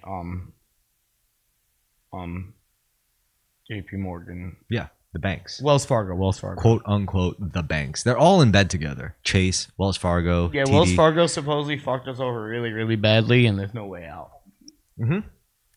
That's what happened from the early 2000s. Honestly, I hate to say it, but And plus, we rebuilt that house like at least twice. Like at first, we had to tear the whole thing down, rebuild it. Then Hurricane Sandy, tear the whole thing down, fucking rebuild it again. You know, we didn't just pull money out of their pockets to do that. You know, it's like hiring workers, rebuilding the walls, the ceilings, the fillings, like the whole fucking house. It's crazy. Like we have a house, but it's like impossible to keep up with having a house. Dude, everyone in my house, all the kids, we all pay rent. And it's bad. Like, you know, and it's still tough. You know, we do have a lot of cats and we do a lot of things, but like, and we even grow our own vegetables in the spring and summer, but. And it's not like we all have shitty jobs. My sister's a surgeon. Seamus is an electrician. My dad's retired from sanitation and a head chef. And it's still tough. So I also imagine what it's like for regular shit workers, you know? Trying to live without being in a community like my family. I think the only thing keeping my family alive is the community. If we all moved out, we'd probably all be fucked. dude, why don't you I think in the coming times, it's good that I live with family, community. Why don't you start making money streaming? You want me to help set you up? Yeah, do that. I'll be your producer. Like, here's what we do. Like, you got to come to this because you don't have a computer in your home that you could do this off of. You have all the equipment here. This is like your studio. You come here, you play your Nintendo Switch for like an hour, 2 hours on Twitch stream. Talk. I'll manage your shit, and you try to nonstop with Tears of the Kingdom, man. And you have to make money. Like, you have to. Like, if people say, Brendan, do this, you have to do it. Like, you have to be like, they say, Brendan, make that noise. Like, ooh, wah! And then, like, you have to do it.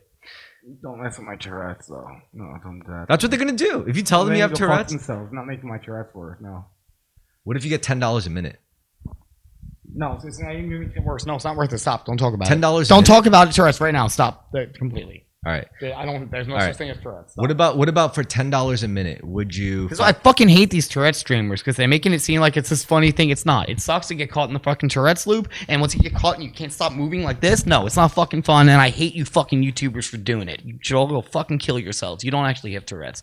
Fuck you. All right, let's talk about Sorry, that. What about? I'm really angry at people pretending to have fucking Tourette's on the internet because it looks cool and funny and quirky. It's not. You look like a fucking retard in the street. What about the hot girl ones? What? The hot girl Tourette's streamers. I hate them the most because they make it look hot. It's not hot. If you really had Tourette's, you wouldn't look cool doing it. It's making it worth thinking about it. Stop making me do it. 'Cause it can get triggered. I don't want it to get triggered. I have it pretty good down, you know? Like, stupid bitch. I'd fuck her though. That's what you're saying. That's what you're thinking to yourself. You're like, I'd fuck her Tourette's ass. Yeah. Her fucking money milk. Her That's fucking money milk. That's not how I. Yeah. At the same time, ass. then I'm thinking at the same time, it's like, well, but that's also not what I want people to be thinking when they think of Tourette's. You know what? I'm gonna fuck her, and right before I come, I'm gonna be like, you know, you really shouldn't exploit the plight of Tourette's syndrome. You know, like the way you do, and then you just bust in her, and you're like, haha, take that. Just to really drive my point home, I will cream pie you. Double Tourette's, baby. No. What if double Tourette's baby means that the baby just doesn't have Tourette's? I want to get out of the Tourette's conversation now. All right, let's talk about chronic masturbation. No. All right, let's talk about chronic spending. No chronic anything. No compulsive anything. Like that. Just not. All right, fine. Let's talk about something Something more pertinent on the news feed. Let's check the Twitter. Let's check the Twitter feeds. I do not want to look at Twitter, please, God. No, I'll look at it for you. Don't worry. How do you feel about like hot girls at the gym, like doing like hot girl shit and then complaining when guys hit on them? It's like, why are you talking to me? Can't you see I'm just trying to do my like bench presses? And I then don't really care. I don't go to. I think going to the gym is fucking stupid. yeah, me too. I don't go to the Just gym. get a job or like Go to the dojo. or like go lift a log or something. There's a fucking like. How do you think men did it? Or go do martial arts, right? Like do something. Why are you paying to go into a room with machines to do this? It's stupid. Run around the block. Get a bicycle. How do you feel about the The fucking Asian women across the street that fucking do like gymnastics in front of the house every day are probably more fit. Like and all that whole muscle thing, I don't know. It doesn't really equal fitness completely. No? No, I agree. It's too much. It's like weird. Like when bodybuilding. Or when I was a kid, I used to be bodybuilding shows, and you see the women and everything, and the men come out, and they all just look like fucking weird to me. I'm like, why would you want to do that to your body? It's like, where's your neck, dude? Like, yeah, I wouldn't want to fuck with somebody like that. Cause like, what am I gonna do? Hit them? Like. But at the same time, it's like I don't want to have that. It's so tight. I want some squish, especially from a female. Imagine trying to like cuddle. It's like rock hard abs. It's like, no, I need some squish there. I mean, that's a good point. I'm not arguing there. I guess it's just. I think it's kind of whack for the sake of like making aesthetic muscles. You know what I do like though? Like, I want to be the greatest like swordsman, and what is like on the path there? Like what it looks like, it's cool. You know, it's like it's not like a fucking Yeah, because you're gonna get the muscles that you need for that thing. Like if you're a bike messenger, you have guns for fucking legs, and your top half might not have much. And it's fucking awesome because to me, it's like you ever see like a truck with like really big wheels, and you're like, that truck is equipped for the job. Same thing with the body. It's like if I see a bike or even like an Olympic velodrome racer with like gigantic thighs, I'm like, that person has the thighs for the fucking job. Yeah, like a sumo wrestler. Or if you're a boxer and you have like a skinny frame and you have like, you know, like a nice like lower, like a solid lower end and a good solid upper build, like that person has the right build for the job. I like that. You know, I like it. It's a repetition. Just like if you're a chef, you have to sit in there. Actually, your hands are all just fucked up with your chef. But if you're a chef, you don't feel heat. What I do think something and just not feel it because you're so used to it. But it's like it's almost like every private company wants us to be these fat, like weak, like scrawny, like gutted, fucking like useless, just meat sacks. You know, that's what they want us to be because then we're not a threat collectively. Well, because we're also not. If we all want to get together and make our own society, we wouldn't be able to. You know, because we're not able. We don't know how to do basic things. Yeah, exactly. Like on our own. Like we don't know how to like hunt. We're not self-sufficient. Yeah, not self-sufficient at all. I know how to go do the thing. One thing I know how to do to collect the money, and then I use that money to Brendan, pay anyone else to do whatever else. Do you know how to kill an animal to feed yourself? No. Do you want me to teach you?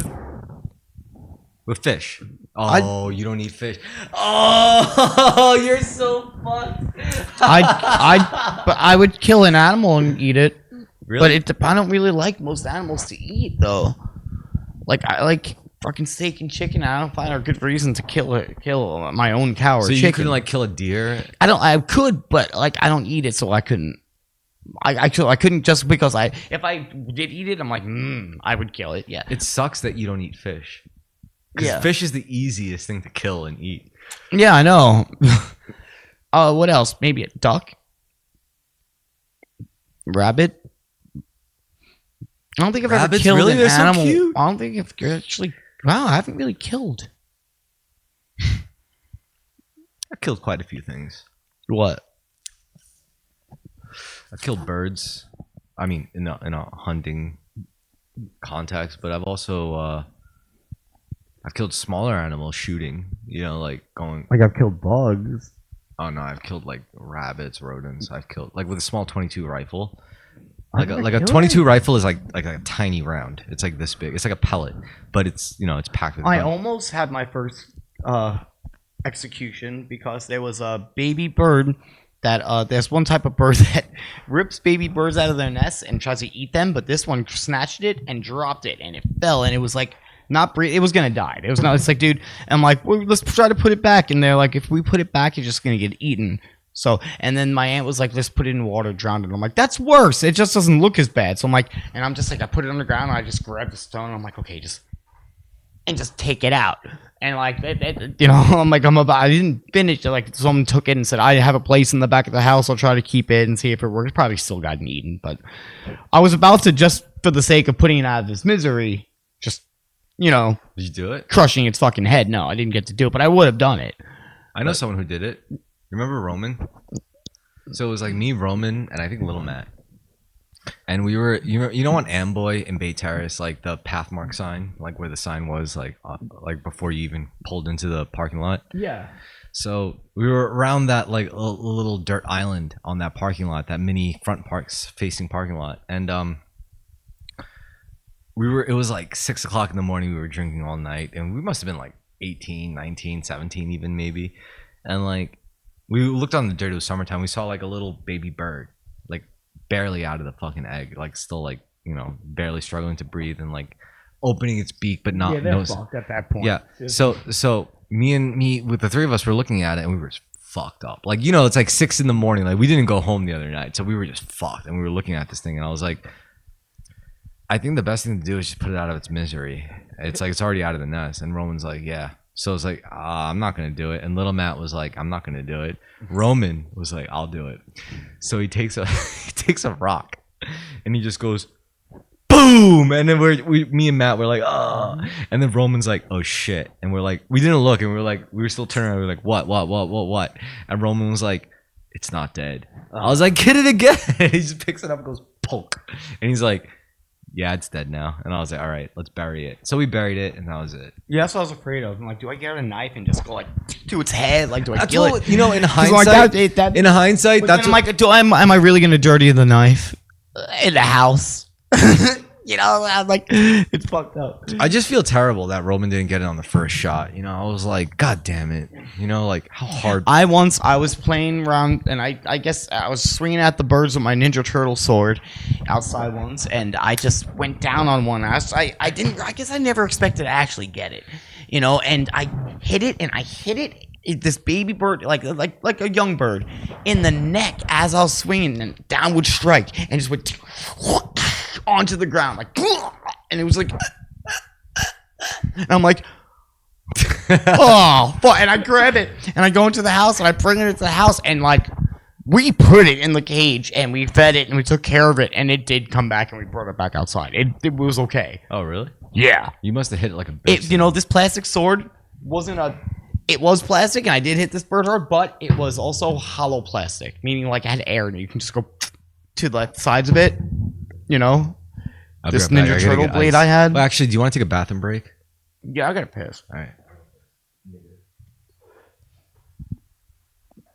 Yeah, but that's I realize I really haven't, and you know, I've had very homicidal thoughts before for somebody who hasn't really killed. I mean, Rick and Morty's not too much of a bad show, because really, if there was somebody like that did exist and was able to do that and didn't understand that kind of reality, they would be fucking a psychopath, no matter who they were before that. Just ditching a whole family and just switching to like the next fucking available, like the next parallel reality where it's like pretty much the same. Yeah. Yeah, don't kill people. It's bad. No, I'm serious. Don't kill people. Or don't even threaten to kill people. Or don't even think about killing people. You think about killing people, and you're probably like, it's a satisfying thing for you. I think about. No, it's not. I feel bad about it afterwards. Like I'm like, I thought a bad thought. Like makes me feel bad, you know. I think about killing people a lot, but it's only because like that's what we're trained to do in like sword class. It's like you're supposed to kill him. You know, your strike did not aim at the vitals. Like, you know, it's like it was too shallow. All sorts of shit. I mean, if you're gonna do it right, and it wasn't in Men Who Stare at Goats. They showed like the study showed that like that during like the Vietnam Wars they discovered that study showed that like most soldiers do not shoot at their target when everyone's shooting at something. That was only in the Vietnam War. Oh yeah, maybe World War II. They were shooting at the fucking target. Yeah, yeah, and also the Gulf War. Yeah, yeah, true. But Yeah. that's based on a true story, like all that shit. Men Who Stare at Goats. Yeah, I'm pretty sure I told you about that movie. It is pretty fucking campy though. The movie itself. 100%. That's why I like the Ewan McGregor bits. You know, with the Jedi shit. Yeah. That's good. It's really funny, you know. Like Ewan McGregor is sitting there. He's like, "You're a Jedi," you know, like you're telling me, "Oh, I could be a Jedi Knight."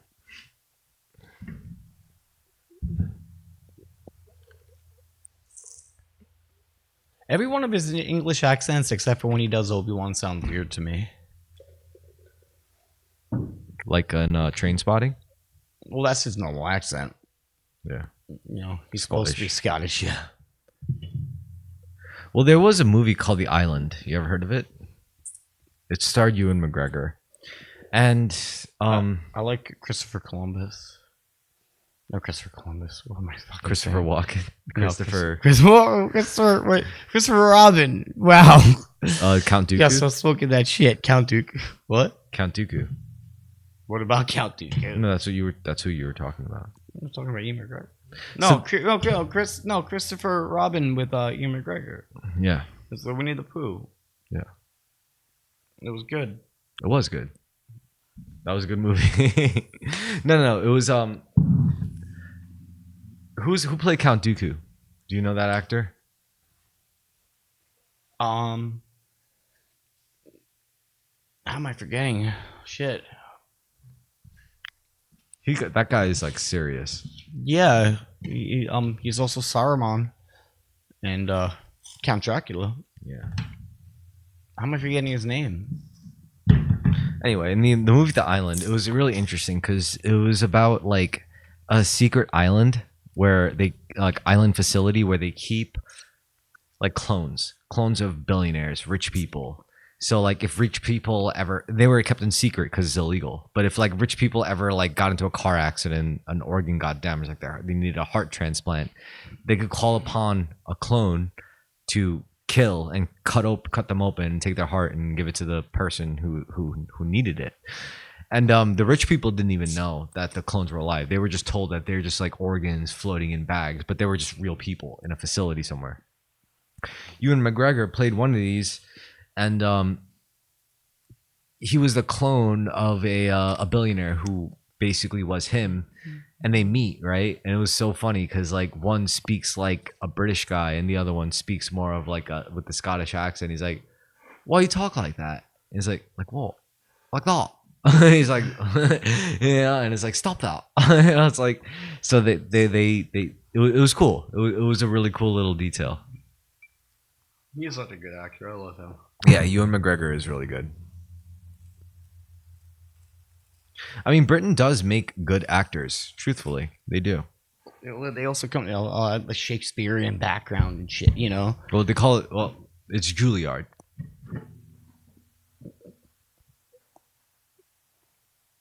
I mean, you know about the school for like the arts and all that shit. Like when with that caliber of acting, it's really about like what school you come from. Honestly, music is not that different. Like when you're like a classical musician, it's like a lot of your prestige come from where you were educated.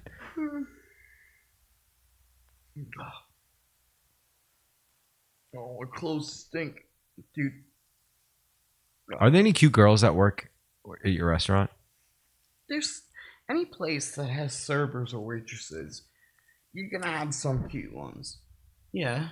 So why don't you talk to them? Hang out with us. Some, but I talk to them at work. I don't really try to hang out with them. They're also a lot younger. Yeah. Invite them to hang out with us and be like, "Yo, my friend, he drives a Mustang." And she'd be like, "What? Really? You want to fuck around with the 20-year-old server, 18-year-old servers we got?" Me personally, no. But they're such dumb bitches. I want to get them on the podcast. You know, like I want them to come on and be like, "Yeah, the restaurant. Oh my god, it's so cool. I just got a new tattoo. You want to see it?" You know, it's like, yeah, let's do it. Let's get them on. Just be like, yeah, you don't even care about this job anyway. So it's like, let's get these bitches on. It'll be fun, man. And you know what? I bet I could get one of them to like you, like really, really hard. Yeah, I'd be like, trying to. I'd be like, you know what Brendan did for me once? And she'd be like, oh my god, what?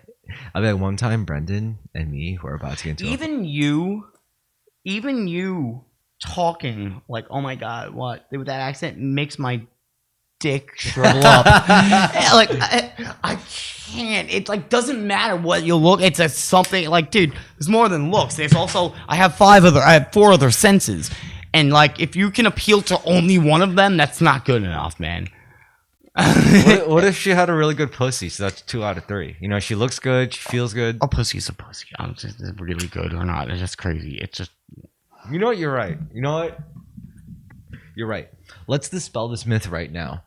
Yeah, Like, sorry. It's yeah. she has good. What does that mean? Guys say this too. Yeah, and you you're right. know. Good dick makes sense. Like, you know, some guys have small dicks, some guys have big dicks. I think good dick also means like the quality. You know of what? And how for some and the a girl and some girls would be like, this dick is too small, or some girls would be like, this dick is too big. I've seen it. I've seen both ends. You know, like I get it. So, but you're right. Or there's dicks that just don't look great, and like they're. I've heard when I pulled it out, I heard like. Oh, you know, really, it's good, but the only thing I really worry about mostly is if it's like weird, like multicolored or something, like because some dicks where it's like really dark and really light, or so I don't know, some girls, or there's like I've heard girls say it's like, oh my, let's provide a dick that was hooked downwards, like when it got hard, it just went like instead of going like that, it was like down, like anything can happen, you know, people are born retarded, so like you never know what can happen down there. Look at Gigi Allen, that's like. That was like a tic tac thing. That was like almost like a medical thing. Well, for the record, an upwards hooked dick is the best dick. Like because when it goes in and out, it hits the G spot. Yeah, but it's also supposed to be like that. I think. No, it's not. But if it does hook up, then you lucked out because then you get to tickle the pickle. Or a bad dick can just be a dick that just explodes too quickly. Doesn't even matter, you know. What gives a huge cock if it's just go? Yeah, but the point is, pussy, I guess, is pussy, right? Yeah. Yeah. It's a squishy little hole you shove your stiff little member in. Yeah, it's just a orifice. Yeah. It's. I mean, I have like getting wet's great, but you know it can. There's ways around that also. Well, I've also like. Have you ever been with a chick with like a really shallow vagina? I don't know. Like just a small channel, like shallow and small. I don't know. Whatever. But yeah, pussy's pussy anyway. It's true. You know, you really can't have bad vagina. The only thing that makes it bad is if it's like really smelly. Which, yeah, that happens. That's the only thing that makes it bad, you know. Otherwise, it's a squish mitten. It's a gut locker. But then again, it's really hard to make your balls not smelly when you get older in the summer. It's like you can shower right away in the morning, but if you've been doing anything like biking at all, and you run your finger along those crevices, because come on, we all go to the bathroom. You need to check sometimes, right? So you take your finger and you just go, and you're like. It's not like I'm not terrible, but like there is a sourness coming now. It's halfway through the summer day, and that will happen. Well, that is also racial when it comes to like sweat, body odor, dead skin cells, like the combination of that. So that's a period that wait. So is that an instance where like eugenics, in some way, is correct? Because like somewhere I've heard, I don't know how true it is. Like what is it? Japanese people don't have really much of a smell, so they don't even use deodorant really much. So if you do wear perfume and deodorant, it's like kind of like, what the fuck's wrong with you, dude? Like, why do I have to smell that shit? Yeah. When like America's normal, it's like, oh, they're covering the shit up. Thank God, you know. Yeah. Like we think it's like if somebody sits next to you and they smell like a scent, that means like it's almost respectful because that means they're trying not to make you smell their body odor. Where like in some other places where maybe they don't naturally have a body odor. That would be offensive to put on a scent. It is genetic. It's literally a lot. Certain races have certain bacteria living like a little under their skin layer that eats certain material and then it excretes things out and it smells like body odor. East Asians are kind of lacking in that. You know, like they don't have that bacteria that eats and shits the thing that smells. You know, is that good or bad though? I mean, it is what it is. Just everyone's different, you know. Feels like different races process alcohol differently. Everything's different, you know. Like when it comes to genetic buildup of like people, but you know what I always say: everyone's the same soul living out different lives in different bodies. Who do you think? Who do you think smells the most? Who do you think? Who do I think smells the most? Like race or league? Shit. I mean, the people. All right. So when it comes to like doing like physical labor, like Yeah, like sweating, sweat, perspiring, working, it's sweating. usually like Italians, you know, like with like a lot of garlic eating people, like that you smell it in their sweat. Now, when it comes to sex, like people who have sex, it's like the black people. Like black people have such a strong post-coital scent that they leave behind in their Is this true? Yes, I've smelled it personally multiple times. Well, I mean, like if you want to say it scientifically. I don't know what causes the post-coital Well, maybe it's thing. just culturally something. A lot of them wear different type of deodorants or perfume, and that's what you're smelling, and you associate that, you know. It's like I can be like, wow, Indian people really smell like that. It's like, yeah, but that's just because they have a lot of they're around fucking curry in their house a lot. Well, also they're eating it constantly. It's not like their body smells like that. It's just like the shit that they use on a daily basis is like that, so they end up smelling like that. I'm thinking about natural scent without anything. Like if I could smell a certain way, and if I eat a bunch of something, well, white people smell the worst. you know, just like alcohol.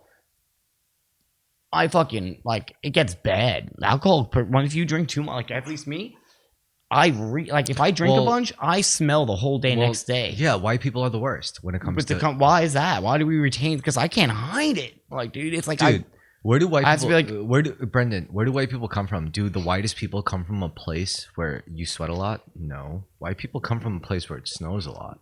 Like the whitest white people come from the north, Nordics. Oh, an African, I guess, would come from where you sweat the fucking all day and you don't give a shit about it. You don't even wear the shirt because what's the point? It's going to be wet. Yes.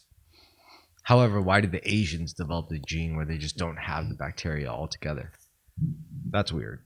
But, you know, makes me believe in aliens and shit. Yeah, we had to put like fur around our bodies and Exactly. And it's like, it's also like, you know, like when it comes to wiping your ass, like you could afford to just use leaves and whatever, because shit doesn't smell the same in the dead of winter as it does in like the equator heat, you know? Why do you think culturally we decided to like in the West sit when we shit, where like China and places has always been squat? Well, first of all, squatting is smarter. You know that. Yes, it is. Technically, it is. Like yes, if you want to shit the proper way, it comes like, out. Yeah. Like the way you sit on a toilet seat is not the proper way to take a shit. Yeah, I know. It's just not. It's like you know what? I think maybe the thing is just like royalty. We had so much like ideas of like ruling class in like those like English cultures. I could just bend over and let my handmaiden just wipe the rest of the shit off. Yeah. They're like it's too much of that shit. Where like in other places, even if you had a ruling class, the ruling class didn't have that kind of idea where it's like you serve me. They're just like they're like a leader. The ruling class really, I feel like, I hate it. Almost sounds like I'm racist against white. It is not just whites. It's not Irish. It's European, mostly from Abrahamic religion. That took Abrahamic religions from Romans and turned it into what they decided to make other people feel guilty, original sin, those ideas into the peasants' heads, and made it feel like they were indebted, that they deserved to be peasants, and here's the ruling class. And that was carried on. These people invaded other countries that didn't think exactly like this. Now we have this whole world that's like this, imperialism, which China didn't want to have anything to do with this. They had good shit going on, and like, we ruined China. They were the last to go, too. They were the biggest fucking empire with their own natural resources that didn't want to trade, or they were like, fuck you, you don't got shit that we don't got. We don't want your shit. And like England invaded them, got them addicted to fucking opium. We wanted the fucking tea. It was the caffeine, man. It was the addict fucking mentality that got the fucking, like, you know. And then we built a bank there, and we decided, oh, you have to use our money to trade with us. And then we threw the money system. Mostly European white people did. The whole fucking America is the Spanish whites got to the fucking lower. the other half England, USA, and then Canada, the French. You know who's gonna rule the world? Honestly, So the white culture with Abrahamic religions did take over the world, and that's You know why who's we gonna have the rule the world we world? live now. If Africa took over the world or something, we'd have a different culture. You know who's we gonna might rule not the even world? have money. You know who's gonna rule the world? Who? Half Asians and half whites. The Happas, like the hybrids, the white Asians, like the half white, half Asian people. They're gonna rule the fucking world. If you're talking about Asian, you're talking about so many different, distinct cultures that are so fucking different. Like you have You may be right, but white and Asian are distinct. Listen. White and Asian are white and Asian are distinct enough where any brand of Asian and any brand of white would be a very significant, like, gene pool. You mean like? yeah, like, yo, look at Mark Zuckerberg's wife, Chinese kids, a lot of rich people. And I'm not gonna say racist, but a lot of Asian cultures are very much like no foreign, just don't like they, like it's like a taboo to want to fuck a foreigner, you know. Where like in America, we're like, yeah, I'll fuck that Asian chick, I'll fuck that Latino chick. Like in their cultures, it's like you stick to your own kind. If it's like what's comfortable, a lot of them. Yeah. Like if I go there as a white dude, I'm gonna be looked at everywhere I go. No, if you went there as a white dude, all the Asian girls would be like, Brendan, where have you been? I love you. Let me suck your dick. And you're like, I don't have money. It's like, it's okay. I'll do it for free this time. And you're like, you sure? And it's like, wait, I got to talk to my friend. You know, he just came from America. His name is Chris. He just visited me. He's like, oh, you want me to suck his dick too? It's like, no. That's just for me. Like, it's bad. If it was like somewhere like China, that's bad because they're probably just being sold North Koreans. That's what they are. And you know what? If I was a North Korean and I was in a bad spot there, I would be like, yeah, I guess I'll suck a couple dicks in China rather than this shit. Are they gonna feed me? Okay, I'll do anything for food at this point. they're going to house me. They're going to feed me. Yo, I actually recently saw videos where people are actually resisting authority there, and it looks crazy. Because like I don't know, I guess they don't expect it. Like it was one of those like officers like, I guess like women aren't supposed to wear pants. This one where like it became a new thing where they just started trying to wear pants and get like slowly getting away with it, and like the officers like touching, she's like, hey, you don't fucking touch me, and the other woman like starting to turn around. The guy's just like, do I like kill her? Like what do I do? Kind of like idea. Like, dude, I'm sorry, man. I have to apologize to you because like you were my first choice, you know. Like to have a regular co-host to pay like $200 a month, but like there was just you didn't hit me up. I had record proof that I tried, and it didn't get to you. I tried Facebook, I couldn't get. Now I have people I can show you messages where I tried to find your number at first. No. I mean after that, there was a time. No, I was out of a phone for like a while because I got robbed. I know, and I was trying to, and I couldn't pull the shit off my old phone because I couldn't charge it and then turn it on. How about this? Every podcast episode, I could promise to buy your weed. I will buy you weed. Okay. A sandwich. Sure, a weed and a sandwich. You can't breathe without food. Yeah, you can. I gotta maybe see if I'm gonna call that ramen place tomorrow. Yeah, if you could hook me up with free ramen, that'd be nice. Maybe you'll be working when I get off sword class, and I love ramen. That's a new thing for me. I made pho. I'd like to maybe, and then from there, I'll know how to make my own ramen. You know what I got to do? I got to find you a nice Asian girl that I do martial arts with, and I'll just tell her, it's like, listen, he's got a good heart, but he's fucked up in the head, and she'll be like, oh, okay.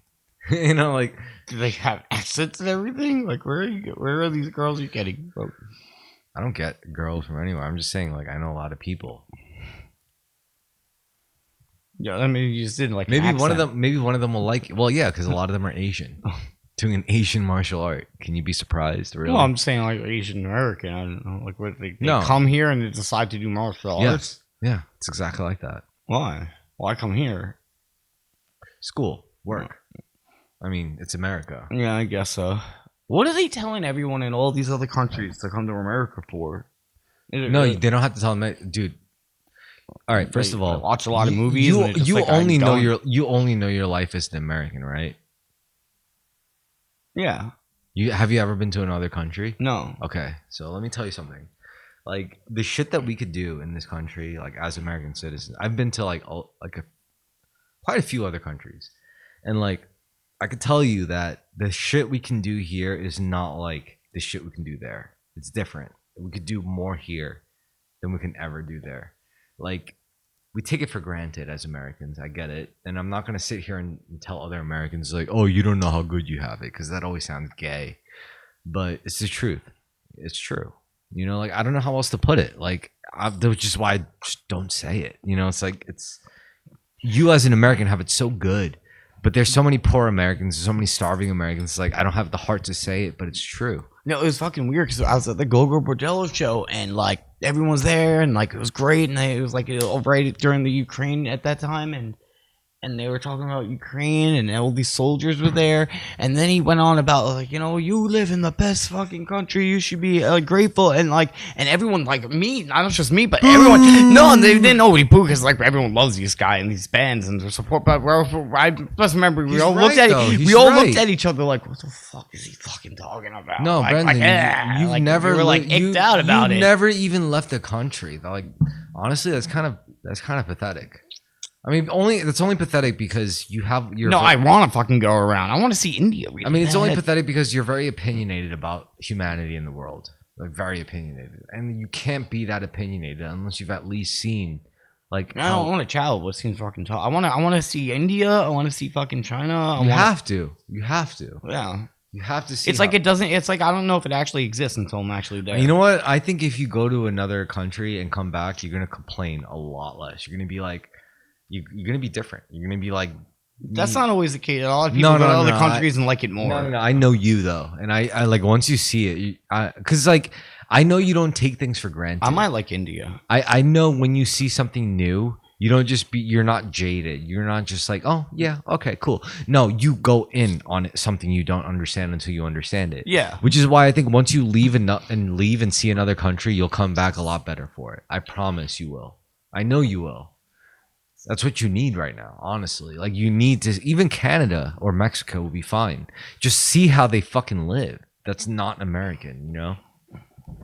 I mean, I've seen Korea, Thailand, Hong Kong, China. Oh man, I want to see Thailand. I want to see China. I want to see Canada. India. I don't. Canada. It doesn't seem that exotic to me and different culturally. I've seen Japan. I want to see the Middle East, like Pakistan or Yeah, somewhere. dude, like, you got to travel. You got to see these places. Otherwise, your worldview will never be true. But I watch a lot of these shows where people like vloggers go around and to different nitty gritties of different like areas and like cultures in Pakistan, India. You know what? How about this?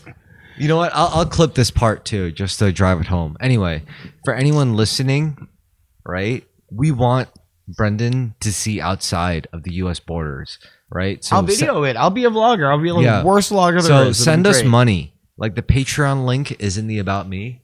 If you could send us enough money to buy at least Brendan's ticket, I'll buy my own ticket. Just get Brendan's ticket to some other country. We'll go to Thailand first. You want to go? Well, pick a country in Asia because I can't do Europe yet. I have to pick Asia first. Thailand. I know they got good weed and food. If we Let's go go there no, first. no, It no, seems no. easy, nice and warm. Listen, there's an option though. What if we go to Ireland? I'm willing to go to Ireland. Oh, me too. You want to go to Ireland? Yeah. All right. Send us money, and But I don't think I'm ready for Ireland yet because I think I'd relapse. oh, that's a good point. I think I would definitely I'm Irish and I'd be like, oh, I gotta do it. You know, I wouldn't be able to at this, like, I'm not even a year in. Like, I don't think I'd be able to. I'd be like, oh, fuck it, we're all Irish here. I immediately, I'd you be wear a the hat dumbass. that you have with the messenger bag, and we get off at Dublin, and it's like, yeah, we're gonna stay sober for you. I'm gonna drink. Yeah, and I see some fucking cute redhead girl. She's like, oh, what are you? I see some cute redhead chick. She's like, oh, come on, don't be a fucking pussy. I'm like, oh man, I gotta do it. I gotta I'll fucking be like, drink. Brendan, listen, you can't drink. I'm the drinker here. We're in Ireland, and you can be like, nah, fuck that. I can't. No, I'm dead. I'm dead.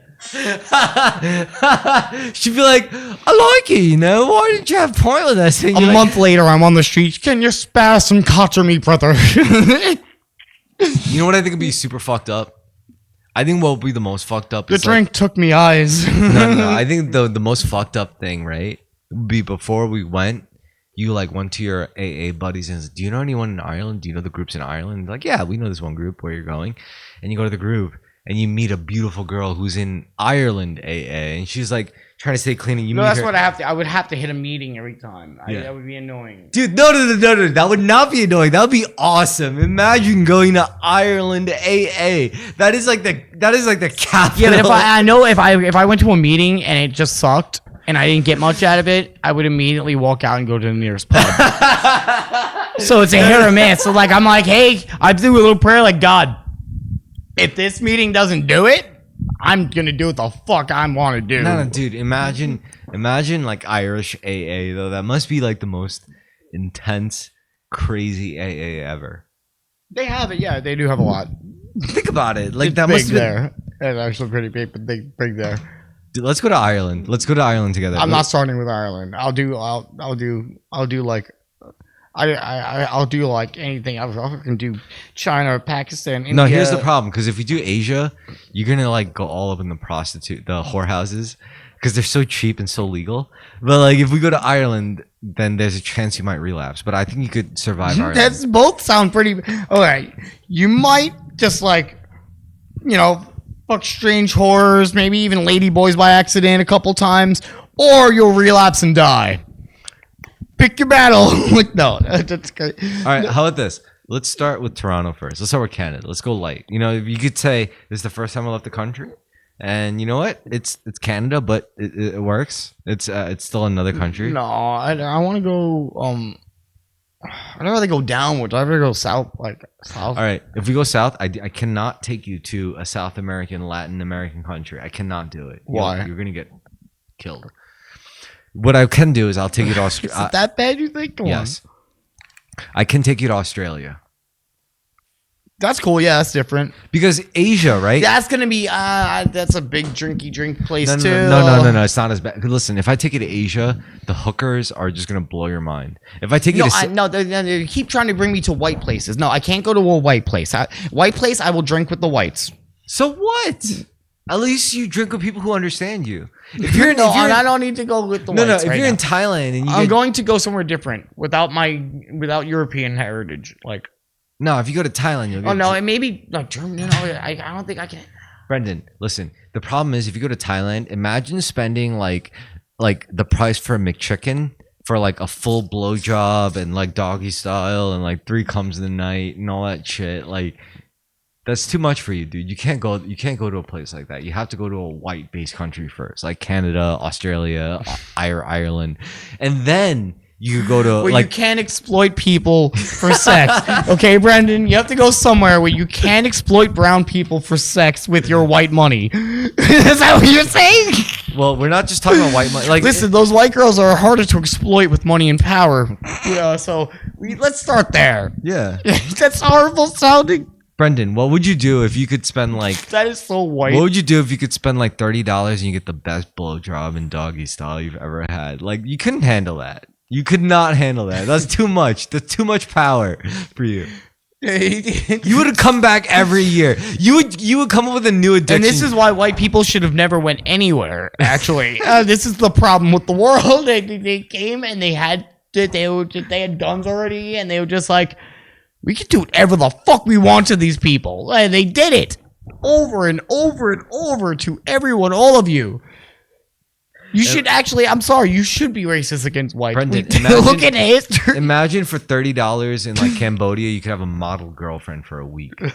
Well, more than $30, maybe $130. And this is also people. This is also why capitalism is evil, because here it's like okay, it's like the One Ring from fucking Lord of the Rings. Yeah, there are good people who might want to use it for good, but it's the one fucking ring. No matter what, if you put that shit on and you use it, it's going to corrupt you. Why? Because it's made to corrupt you. Same thing as money. Money equals the One Ring. So the only person it didn't corrupt as quickly, it still corrupted them. was a hobbit because they don't give a shit about anything. They don't want women. They don't want fucking power. They don't want big monuments or buildings. They want like fresh potatoes every once in a while. So do you think you handle it a little bit, like at least a little bit? No. I told someone this the other day. I told Sabina this the other day. I'm like, she's like, why do these billionaires like act like that? Aren't they sociopaths?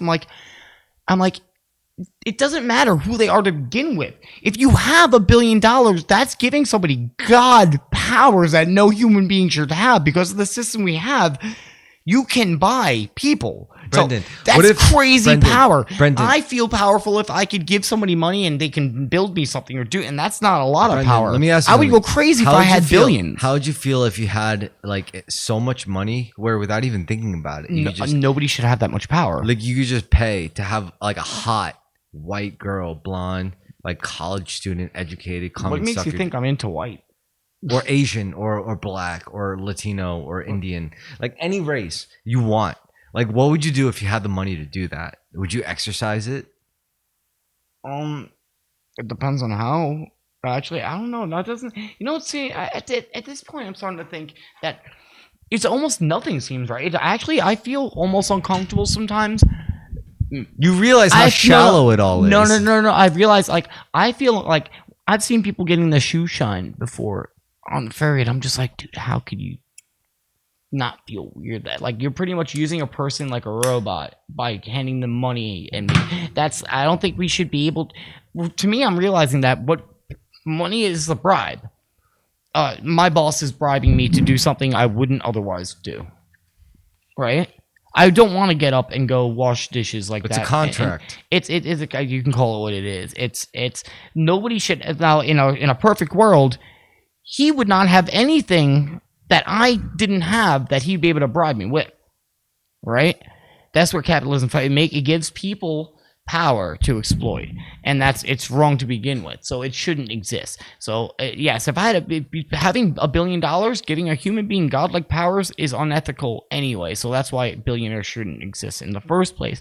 Capitalism doesn't make sense in the first place because you're pretty much the only difference between feudalism and capitalism, the only difference between like monarchies and capitalism is that if you can exploit enough people, you could become the one with the whip. That's the only difference. But back then, if you were a peasant, you were born a peasant, you die a peasant. The caste. You were born in a certain caste, you died that certain caste. In this world, yes, you can, but you have to do it through unethical means. You have to. You have to exploit the working class. You have to somehow take down other people. You have to do it viciously. Yeah, there's no other way. It's not. The system's not based on community as much. It's not based on equity. It's based on other people having power over others in different increments. So you have power over some people. At that moment where I'm handing the guy at Starbucks $1, I have power over him. I am commanding him with a piece of paper. Now, when I go to work, this man is commanding me with a piece of paper. When he goes to whoever he has to pay, whatever he has to do, and he's being commanded by someone with a piece of paper. It's based on people commanding others with paper, with pieces of what we call monetary value. It's giving pay. So when somebody has $1 billion, that man is God. To be able to affect a nation and a people and do whatever, or even buy a football team, that is God. I own humans now. And there's people with trillions. How about that? That's insane. That doesn't even make sense. That's so much God power that you can't even use it physically. That's insane. Yeah, it doesn't make sense. So that's what money is. That's what capitalism is. They live in a whole different world. Like, and archaeologists are starting to find out that it's not actually doesn't make sense. Actually, it's a kind of a lie that most societies had a ruling class. We've had many societies before this and before written history even that were huge advanced societies that didn't have a ruling class. Every man was a free man that had no power over anybody else. Everybody was equal completely, and there was many societies like this. And I think the ruling class that became like that had somehow erased these records and convinced everyone that we were all just brainless savages before, and if it wasn't for somebody commanding and somebody ruling everyone else and implementing these systems, that we'd all go crazy. It's true. It's not. I It don't is. think it is true. It I is. think it's a lie. I think we've been brainwashed It's not to a believe lie. that. No, it's not a lie. People do need leadership. That's a lie. I don't believe that. You don't believe hierarchies exist in nature? No, and archaeologists are finding out that is a complete falsehood. That is complete. No. I'm not talking about that specific. You don't think hierarchies exist in nature?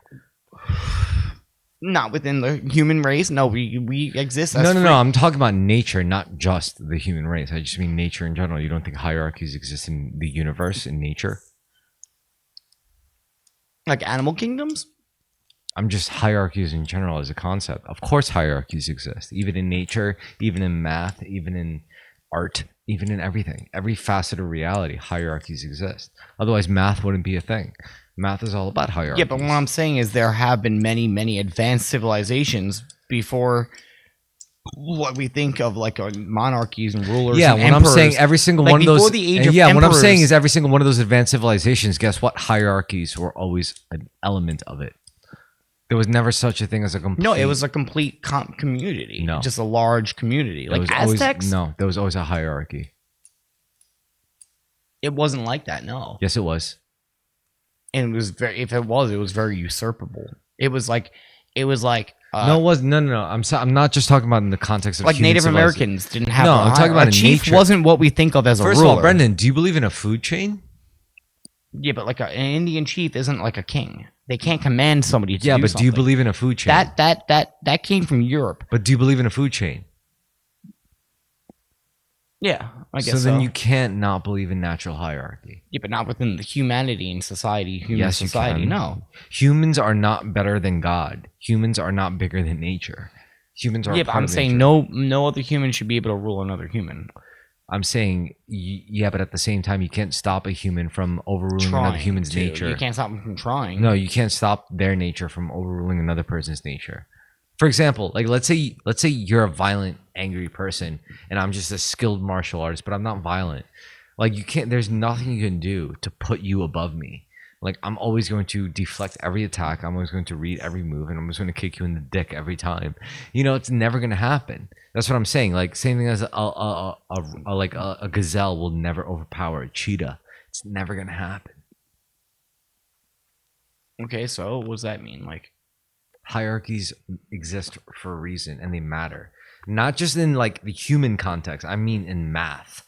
Like you look at like numerical value. Hierarchies exist in math, in reality, in nature, in 3D, in our material world. Yes. In 5D, in the spiritual realm, yes, it's a little more malleable.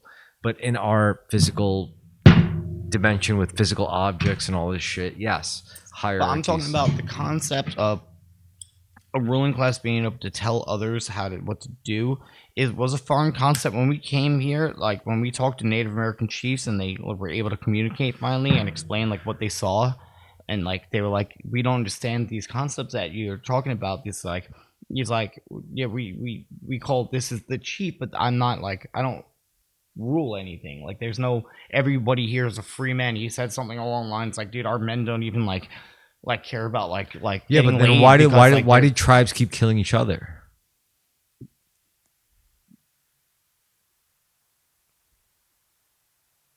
fighting each other? Is that Killing. really No, killing each no, other? Is no, that no, really killing. commanding though?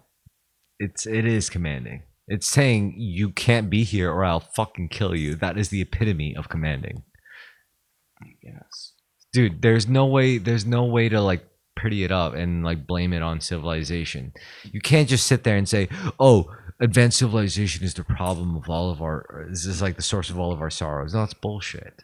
It's the truth is like wherever the art like the real problem is humanity has not appreciated war.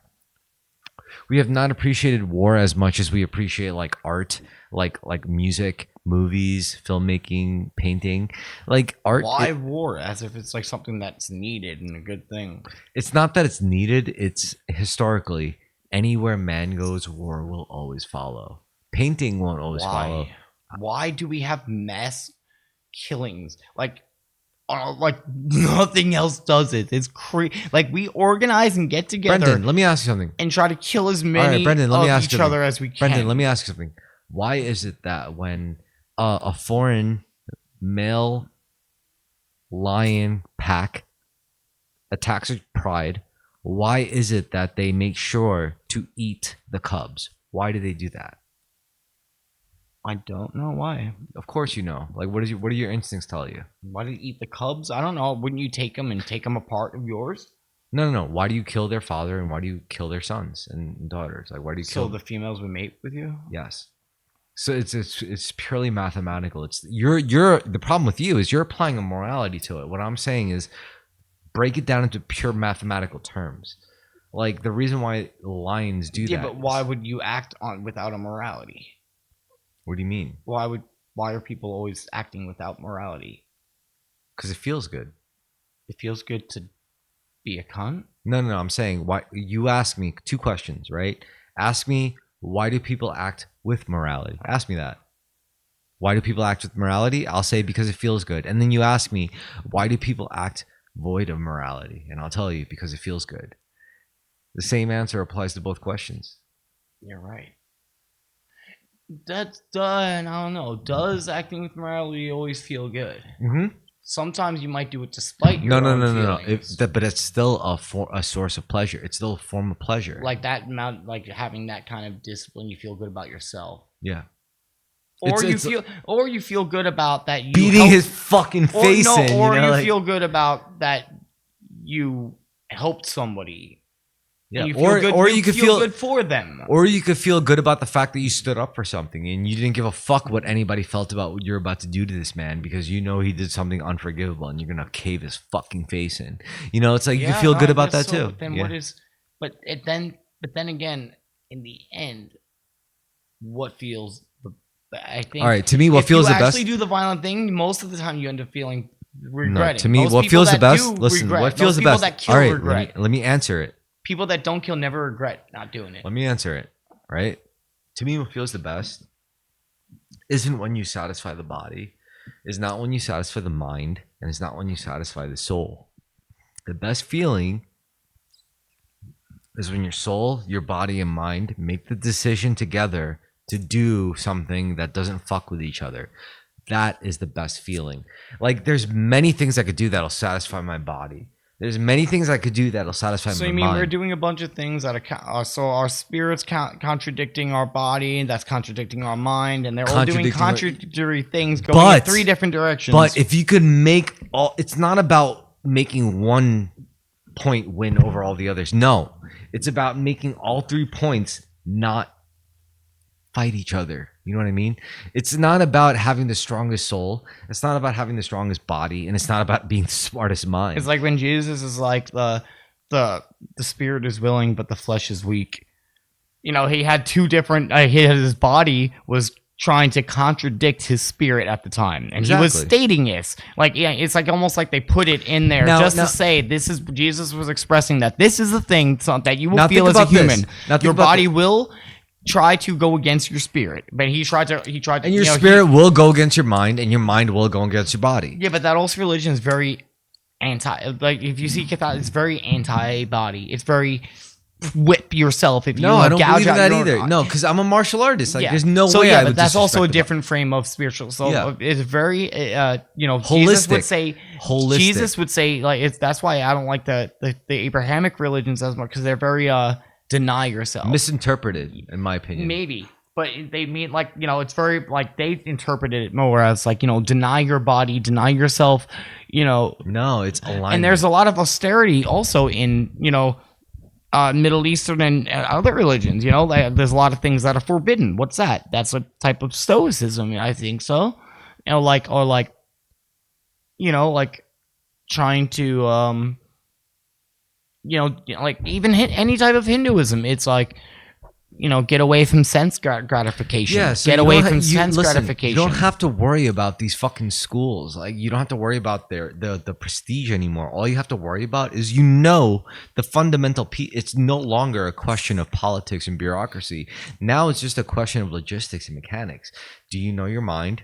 Do you know your body? And do you know your soul? If you know all 3, then it's not about making one overpower the other. No, it's terrible. What you really want, I think we've done religion completely wrong the whole time. Exactly. What you really want is your mind, body, and soul to not fuck with each other. That's it. You don't want to be the smartest person. You don't want to be the most spiritually pious person. You don't want to be the physically strong. No, you want to be the person where your mind, your body, and your soul are not fucking with each other, are not like yeah, sometimes I've tried to like delve into certain like spirit, even with like AA stuff sometimes, and I've realized like, yeah, before maybe my body was going against my spirit and my mind was going against, but now it feels like my mind's doing something, trying to get into something that my spirit's like, no, this is not the fucking, like, you feel off, like there's something that's not clicking completely, and like people are like, oh, you just need to go all in, you're not doing it the right way, and I'm just like, that's something else, man. You know what this tells me about you? You're not lost. You're not lost at all. Well, You're I almost, it's like almost like I become cultish with something. Nah. Like I almost fall into the cult, and then I go like in the middle of it, and I'm gonna go, oh, I see exactly now that I'm in the middle of the whole fucking like thing. Like I crawl into the womb of the spiritual, of the religion. Like I go in, like everyone's like, yeah, we got one, and I'm like, you got one. I'm one of you now, and I'm one of you. And now I can look. Now I take out the goggles. I'm like, oh, this is what they're doing. Like I go inside the machine, I look at it, and I go, yeah, I crawl out. They're like, no, he's oh, you turned against it. You turned away from the spiritual path. I'm like, no, I looked at it from the inside, and I said, okay, and I took the pieces that I'm like, okay, they're right about this one, but fuck this, and I got out there, and that's what I do. You know what'll help? Look at it this way. Like, oh, you have too much of yourself in you. You have too much of your ego left. Let's look at it this way. Let's look at it like, or they say, oh, you're too smart for this. No, It's like a diss. You'll know exactly what I'm saying. Let's look at it where you're red and I'm blue. What? You're red, like from Pokemon. Okay. And I'm blue. It's like, and I'm always like, smell you later. And you're just like, fuck. All right. Yeah, I can see that. Yeah. If we were like Pokemon, you would be the fucking, yeah, you would be that one. I'm sorry. I'm like, smell you later. Like, and then I face asshole. Giovanni. I'm like, God damn it. I got fucked up by Giovanni. Brendan, you got to do it. You could do it with your weak ass Pokemon. You could do it. You could beat him. Giovanni doesn't know. Like I got my Nido Queen, and it's like you can beat him with your Nidorino. Like I remember watching, because I played Pokemon before the show, and I remember watching the show and going like, dude, this doesn't represent my experience of Pokemon, because this kid's a fucking asshole. But one, when you realize he fucking Pikachu didn't want anything to do with it, he did that whole thing, killed all those Spearow. I'm sorry, they didn't faint. There's a bunch of dead birds in Pallet Town. Yeah. Okay? And he got there, and then he lost to Brock because he's trying to use electricity on rocks. And instead of going, wow, maybe let me switch up my strategy, he's fucking retarded. He fucking rigs his Pikachu onto like a fucking treadmill and just got fucking punching electricity into the fucker. And like Pikachu was like, he's like, I'm sorry, dude, I'm sorry. We gotta kill rocks with electricity like fucking psychopaths. I'm like, dude, just go into the grass, get a Nidoran, use double kick. What the fuck's wrong with you? You know what's cool though and fucked up? Like in the future of Pokemon shows, like it'll be like some anime girl and be like, and welcome to another episode of the Poke Podcast. And here we have our greatest guest ever, and it's Brendan from Pallet Town. Oh, that's like, lame. Ooh. And it's not even like a moving picture, it's just like how anime does that, like to save money, they just like, and it's just like a back pan, so it looks like there's a bunch of people just pan through. Yeah. No, and they've been doing that. And Pokemon is a good idea. It's a good sell. It almost, yeah, but it's nothing. I don't think it'll ever be at the level with Pokemania. Wait. So I want you to. Pokemania was like. I want you to tell me this story, right? As I pee. Anyway, tell me the story about when you first were introduced to Pokemon through that VHS tape in the mail from Toys R Us. You know what I'm talking about. I didn't. No, I wasn't. When were you first introduced to Pokemon? We had like a son of a mom's friend that had to stay with us, an older like teenager that had to stay with us, and I remember hearing about what you said, look, something about Pokemon. I'm like, what's Pokemon? He's like, oh, it's just this Pocket game. Monsters. He said, oh, it's just this game that's coming out with like these little creatures and they grunt their own name, and I'm like, what? And then I saw the Pokemon commercial came on. We had like the bus driver and had all these little cartoon Pokemon, and he got them all on the bus and locked the bus, and he was like, gotta catch them all. Like he like trapped them all in the bus. I don't know. And then Pokemon came out, and I'm like, I like the turtle one, the blue one with the cannons on it back, and I got it. And the smell, the smell. You take out the trainer guide, and it's like colored to look like an old ancient like book, like all about Pokemon and what they are and how like the history and shit, and like back to when games had like a booklet to them. And I remember smelling it. It had like a distinct smell to it. The paper and the music. Dun, dun, dun, dun, dun, dun, dun. It felt like something old and rustic to it. The vibe. It was like the vibe of Pokemon then was like technology mixed with like really rustic old vibes. All right. So anyway, guys, please send us money, because I pay my regular co-host Carmen out of pocket, but Brendan could use a new set of cybernetic eyeballs, a new penis. He could use new hands. The shots work okay. He could use new hands, like new robot hands. You know, he could use a whole new build-up. No, seriously. I will get modded if somebody does it. If there was such a thing. But not by if it was Musk's idea though, I won't fucking do it. I don't trust that guy. No. Like, he's like no. No, but seriously, guys. Send us. But yeah, I'd get a cybernetic if it was like a mainstream thing. Yeah. Anyway, let me float some ideas as to what Brendan can do to earn your money. Anyway, Brendan could do game streams. I mean, me and Brendan could play Super Smash Brothers online. I'll buy a Switch. I'm playing Tears of the Kingdom right now again. Yeah, but are you good at Super Smash Brothers? Not really. I'll play as Link, and I'm not that good. I will destroy your ass. I'm decent. Yeah? But I'm not like amazing. What if we play together, you know, like teams? Like, I know amazing people who can just play as Peach, and like you can go 3-on-1 on them and you will not land a single fucking hit. Well, I'm so good I could play multiple characters really good. No, Specialized is better. All right, fine. If I had to, but no, good. I know good players. I forgot who it was. My main is Marth. I'm like really good with Marth. I only use Link, and then once you fight me like 1 or 2 times, I think I become kind of predictable, and you just know how to beat me like a boss almost. Like, I think if I played you once in a match in Super Smash, you'd be like, all right, you know how to play. Like, that'll be your reaction. Like, after I beat you, you'd be like, okay, I'd like to try it. I'd like to do it. You'd be like, all right, you know how to play the game. Super Smash is the ultimate party game. Like, I hate people it's Mario when Party. They whip out Mario Party, and I hate that. I'm just like, you guys are fucking really, and then when they have Smash 2, and you're really choosing Mario Party over Smash at this party. I'm just gonna go play beer pong. All right, fuck this. Oh, those days were good.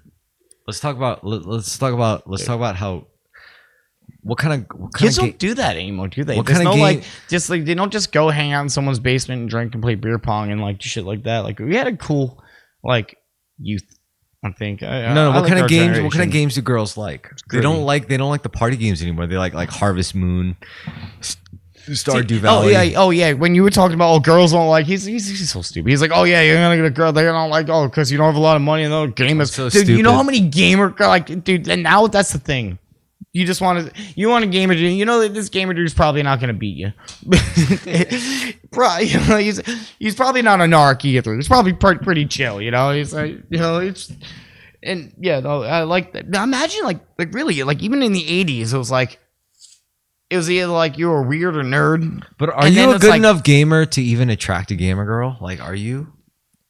Oh, see, gamer girls are a lot like gamer guys, where every single one looks completely fucking different. Can you play Fortnite? Are you good at Fortnite? No, and I don't like that game, so I don't. You don't like Fortnite? No. I think you'd love Fortnite. See, if I want to be like, I have met plenty of gamer girls. I played like on the games that I like, and they'd be like, "You want to come on this game and play it?" I'm like, "No, I'll stay here if you're like, I'll be here." I do Red Dead 2, and I liked it a lot. And like, I guess the time zone I play was either people from California or like Australia. Yo, I'll do a Red Dead stream with you. Like, Red Dead 2 is my favorite. No, imagine a public server where it's just me and you, and like we're playing together, and it's just.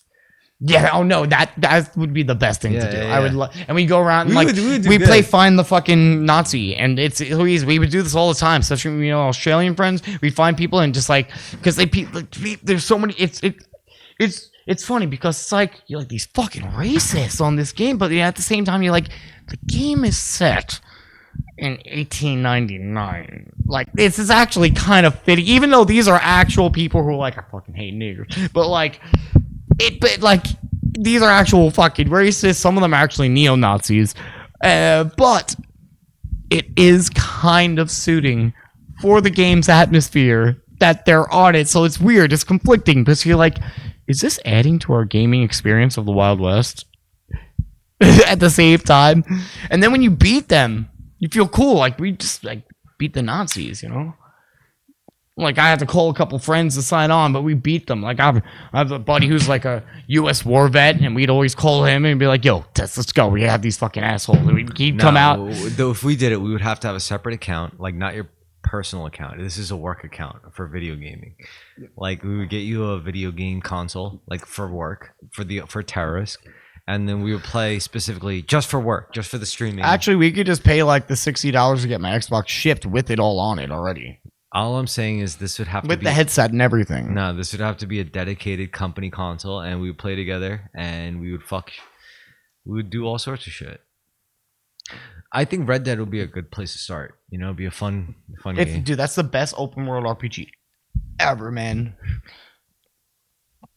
It's so good. I love doing that. When I was like during COVID, that was like my communication. I would get on. Sometimes we would just meet up and just talk and be like, oh yeah, and just ride around horses, not really have any goal, and just we'll go around and be like, just be talking about like, yeah, my boss was a cunt today. Yeah, and I feel you. Where are you? What time is it? Where you're at? And then we'd be like, yo, you see it over there? Yo, are those? Are they planning on coming for our fucking car? Yo, let's fuck them up. And we'd like go and do that real quick and continue our conversation. Maybe go fishing. Do you carry explosive rounds?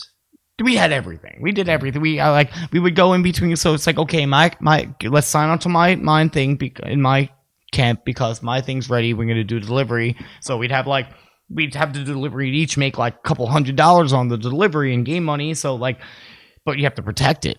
Yeah, because other players can find it and come knock you up. Yeah. So like we'd have like a battalion. What's your favorite weapon? We will because there'd be so many of us, and like we would even join from other teams. So we'd have multiple teams on each. Nobody fucked. We had an army. We just like ever friends. We'd just like, okay, you're in the back, and we'd be like, hey, yo, dude, yeah, we got, yeah, don't worry, I'll handle that one, and I'll run away from the cart. You hear shots in the background.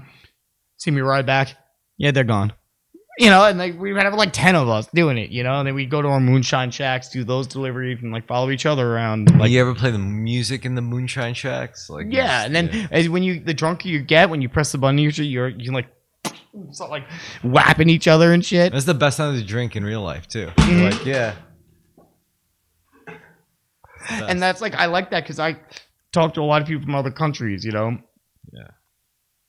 Same here. Australians is funny because they're like, no one dude was like, he's like, oh, I'm like New York, I'm an American. He's like, oh, I would never go there. And I'm like, I'm not doing the accent, but he's like, I would never go there. I'm like, why? He's like, I'm afraid, I don't want to get fucking shot. And I'm like, wait, well, like, what? He's like, yeah, you just walk around there and people are just shooting each other. I'm like, it's not like, no. I'm like, yes, you do hear a lot about shooting, but it's not like we walk around like, oh shit, again today on the way to work. Like it's not like they think it's like the Wild West from a movie where it's just like you're walking down the street like just another school shooting down the block. Like they think that's our daily life or something. Like some of them. So like yeah, some of them think crazy things. I'm like, dude, but you have like snakes that bite you and you die instantly. Like like it's just one day you try to take a shit and the snake crawls up your ass and eats you from the inside out. Like I'm sorry, I'm more afraid of that. But it's funny. But that's the best open world game I've done like that. That was the most fun for me. Yeah, I've met people playing like PS3 video games or PS4 video games, like meeting people from like Europe, like the Netherlands and the UK. Yeah. And then I like I always have females on the team. It weeds out a lot of shit, and then you can find out who's a real cunt. Because like dudes would be cool around with the dudes, and then once you get a girl, you can tell who the real assholes are. It's like, so you got like an Instagram, and they'll start like talking shit and saying bullshit, like lying, and she's just like, oh, this guy's shit. Like if you can't handle a female voice in the fucking thing, like please don't be around Whoa, us. is Like, that a girl in yeah, the like chat? I'm like we're not dealing with incel on our fucking things. Like we're not like it's like typically dudes like that act shitty around females are really just shitty, and they're just like acting okay to be around the dudes, but really deep down they're just cunts. And like if you're that excited to see a female, you haven't left the house, and we don't want to talk to you. You know, it's too much. Like get off the game, dude. You're too excited. Yeah. Did you meet another person today other than us? Like we get together, yeah, but it's like it's crazy how like so many dudes that play video games are real. There are a lot of dudes who are just like, is that a girl? What do you look like? And it's like, dude, imagine if I was just trying to play a game. It's like, is that a guy? What do you look like? It's like I'm trying to fucking play Red Dead. Dude, like fucking weird. Every time I see like anyone who resembles a girl in Red Dead, I just immediately like shoot them in the head. No, that's not nice. Yeah, it is. Because anytime I see a guy who like immediately resembles a guy, I also shoot them in the He head. shoots everyone. You know, Yo, it's you just- will not actually. That game is not playable if you just walk up to everyone shooting in the head. No. However, You will be ambushed by every single person in that server. No. And you will switch, and they will find you no, again. here's my logic. The reason why I shoot everyone in the head is because everyone who's on my friends list is people who I did like the jobs with. And I friend them. It's like, yo, you did pretty good. It's like, yeah, same to you. Let's friend each other. I'd say, all right. And then after you friend each other, it's like, yo, come by my game. It's like, all right, you go to their game. It's like everyone's just trying to fucking kill each other. It's like once you make friends in Red Dead Online, it's like every time you join their game, it's like, all right, we gotta kill these motherfuckers. Like, Oh yeah. No. When you join a new squad, it's like, yeah. Could you meet one person all of a sudden? Yeah, let me bring you to my friend group, and all of a sudden, It's like, you're yeah, like, yo, this kill is Tommy everybody. G. This is Tony Two Hands, Tony fucking Two We're about Fingers, to kill and like everyone. you're in this like huge group with like 2 years of history. It's like, yeah, we started this gang, and we're about to go up against the Dingleheimers, and it's like, the fuck is going on here? Like you're in the middle of this South Park fucking scenario. It's They were like, we've been beefing with them since Yeah. I was in middle school. yeah, it's like it's like It's like, what? it's like. It's like, we're glad to get fresh bodies. But no, I loved that though. It was great. It's like I don't need other human contact right now, dude. I was just like go at state because I was on it's COVID, so I'm just like home like ordering It's like, liquor and it's like, yo, if we lose this death match, this kid's gonna smack the shit out of me in school tomorrow. All right, we gotta with this. no, most of the groups nobody really knew each other in person. Like everyone was like. And you had so many different people. Like you had like others like, hold on, I just put the kids to sleep. And there's like a 50-year-old mom. And there's other people. And there's like an 18-year-old girl, a 50-year-old mom, some war veteran. And it's like this is a mix of people. I like that too. Such a some transgender person. And like everyone's just like in it for the game. Yeah. You had this fucking guy sound like this, and there's some other fucking random person's like, yeah, Russia. And it's like, what? This is great. Like, let's go, guys. This is fucking awesome. Oh, Middle guys. Eastern guys like, I'm sorry, people. I it's- love wow. using my bolt action. Like, Yeah. it is very Like, good. like I've been through that. The one guy, it's like, oh, hold on, yeah, Jose, hold on, I'm gonna do the translation again. You have that one guy who just doesn't speak anyone's language, and you have to translate everything, but he's just a part like, what okay? It's like, can you send him a message saying we're going that way? Oh, see, yeah, go to the that way. Yeah, the random Spanish guy. Like, it's great. It's fucking awesome. I miss that. That's why I want to get my dude. But that's I would be so loud. Yeah, I would be so loud though, and then I get heated because when I do get into an argument, it's like, and then if I can't kill them enough in the game, I'm like, dude, I want to get off the game and go kill them in real life now. And I can't. And it infuriates me that I can't find this person and beat them for after what they said and what they did to my character in the game. Like, what did they do? Kill your horse? No, but that was when I was drinking. I was drinking like this guy got crazy. Like, just I'm like, gonna find out where you fucking live and it's kill like- you. You fuck. It's like, dude, I just drank my 6th nip, and I'm gonna fucking find you. And I'm Yeah, gonna yeah. fucking kill you. No, I'm like this with one eye open, like, I'm fine when you fucking let him kill your fucking mom. I'm tired of irradiate and rape her over and over. You piece of fucking shit. And I smashed something in my fucking room like I got to And a the bed. hooker in the room's like, "What are you talking about, babe? You want me to suck your dick again?" No, I'm pardon me. This guy's just buying hookers, playing Red Dead, pissed drunk, That's just a life. pissing himself, That's a screaming out. life, The yeah. hooker's just there to watch. It's like, you stay there and watch. I hired you to watch. And then you put the headset on and he goes like, "You fucking motherfucker, I'm gonna fucking kill you." That's what you meant to say, but meanwhile it sounds like, "You fucking I'm gonna fucking." That's what it sounds No, like. sometimes I would wake up and be like, I have like no choice, like bad or something. I went to the hospital a couple times, mental hospital.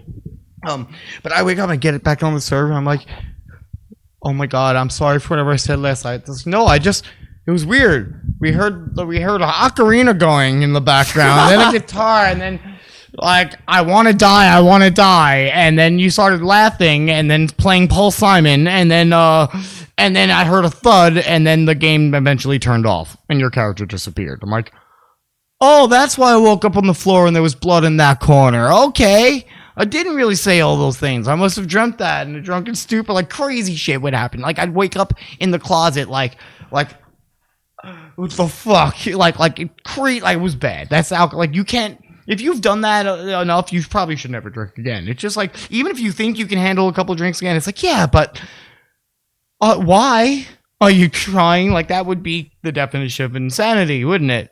That's a good point. Right? It's like you even consider it's like, yeah, but come on, you really think like you shouldn't try? Like maybe you just have a couple. It's like, I think for 10 years or so, or 5 years of doing that and waking up in a puddle of piss and blood somewhere over and over consecutively every night, even if you know for a fact that will never happen again, you probably just like, yeah, I did it enough. Right?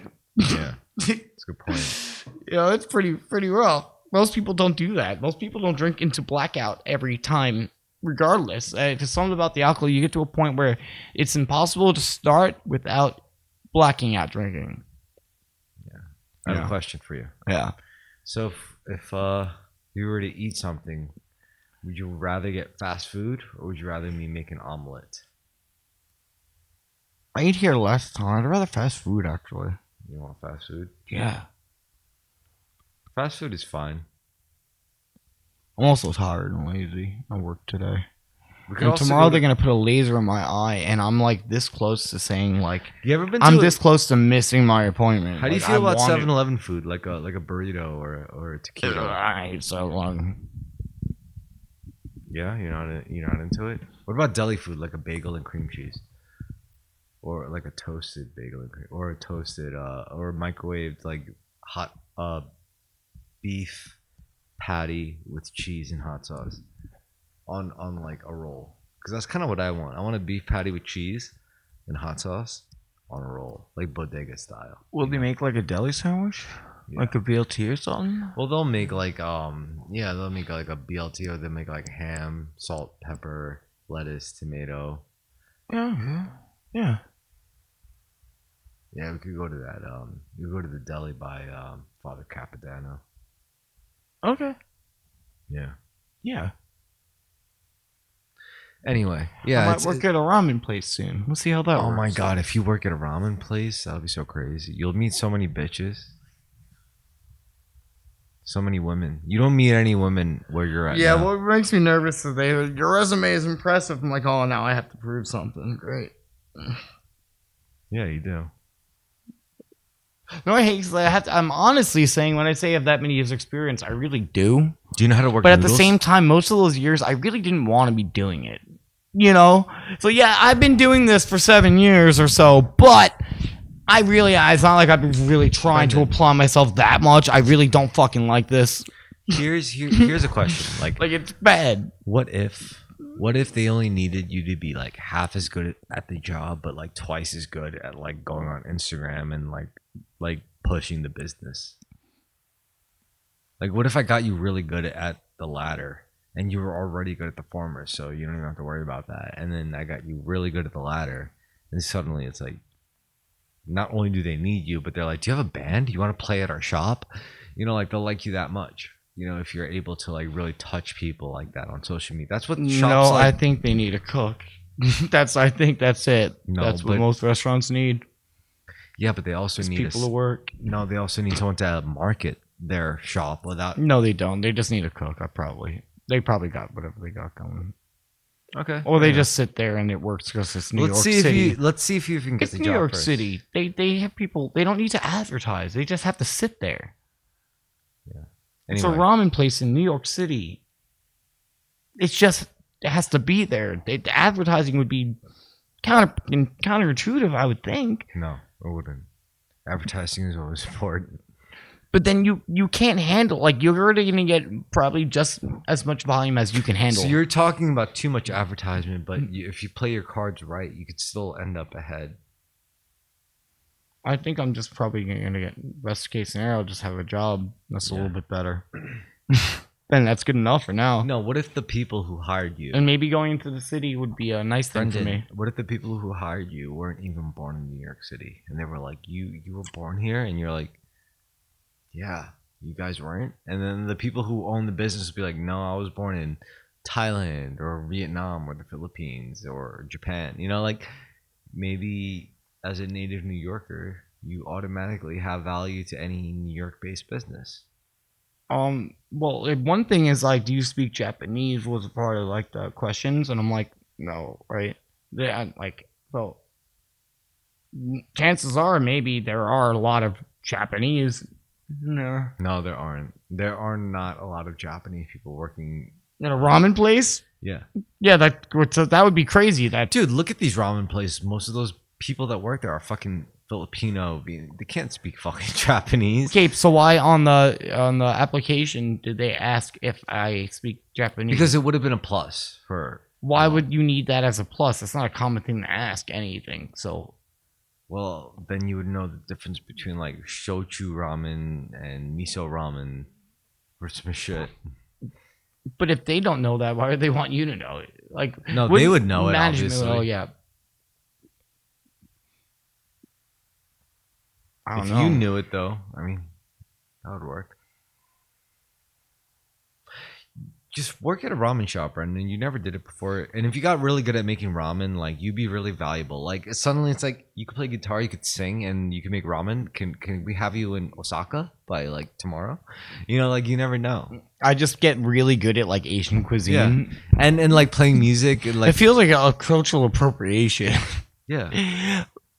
Like I don't know, it's like I could probably I could make pho if I had the right tools and ingredients given to me. I know how to start and end All right. making beef pho from finish start to finish. Which is a 24-hour process. What I really want to do is before we end this episode, I have to we have to figure something out for you to make some money. Like what if you did you were in charge of the Terrorisk live streaming and you could just play video games, you could read the comments, reply to them while you're playing video games, and any money that comes, you keep all of it.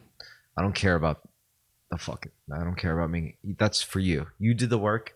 You fucking go on. You play video games. You talk to the fucking assholes, and whatever tips they give you, you keep it. You know, just do it. And because I the only reason why I'm offering this is because you don't have your own desktop with the whole production setup. So yeah, come here to do it. Play your fucking video games here. Stream it. And if they tip you for it, take it. Take it home with you. Oh yeah, I already talk to myself anyway while I'm playing.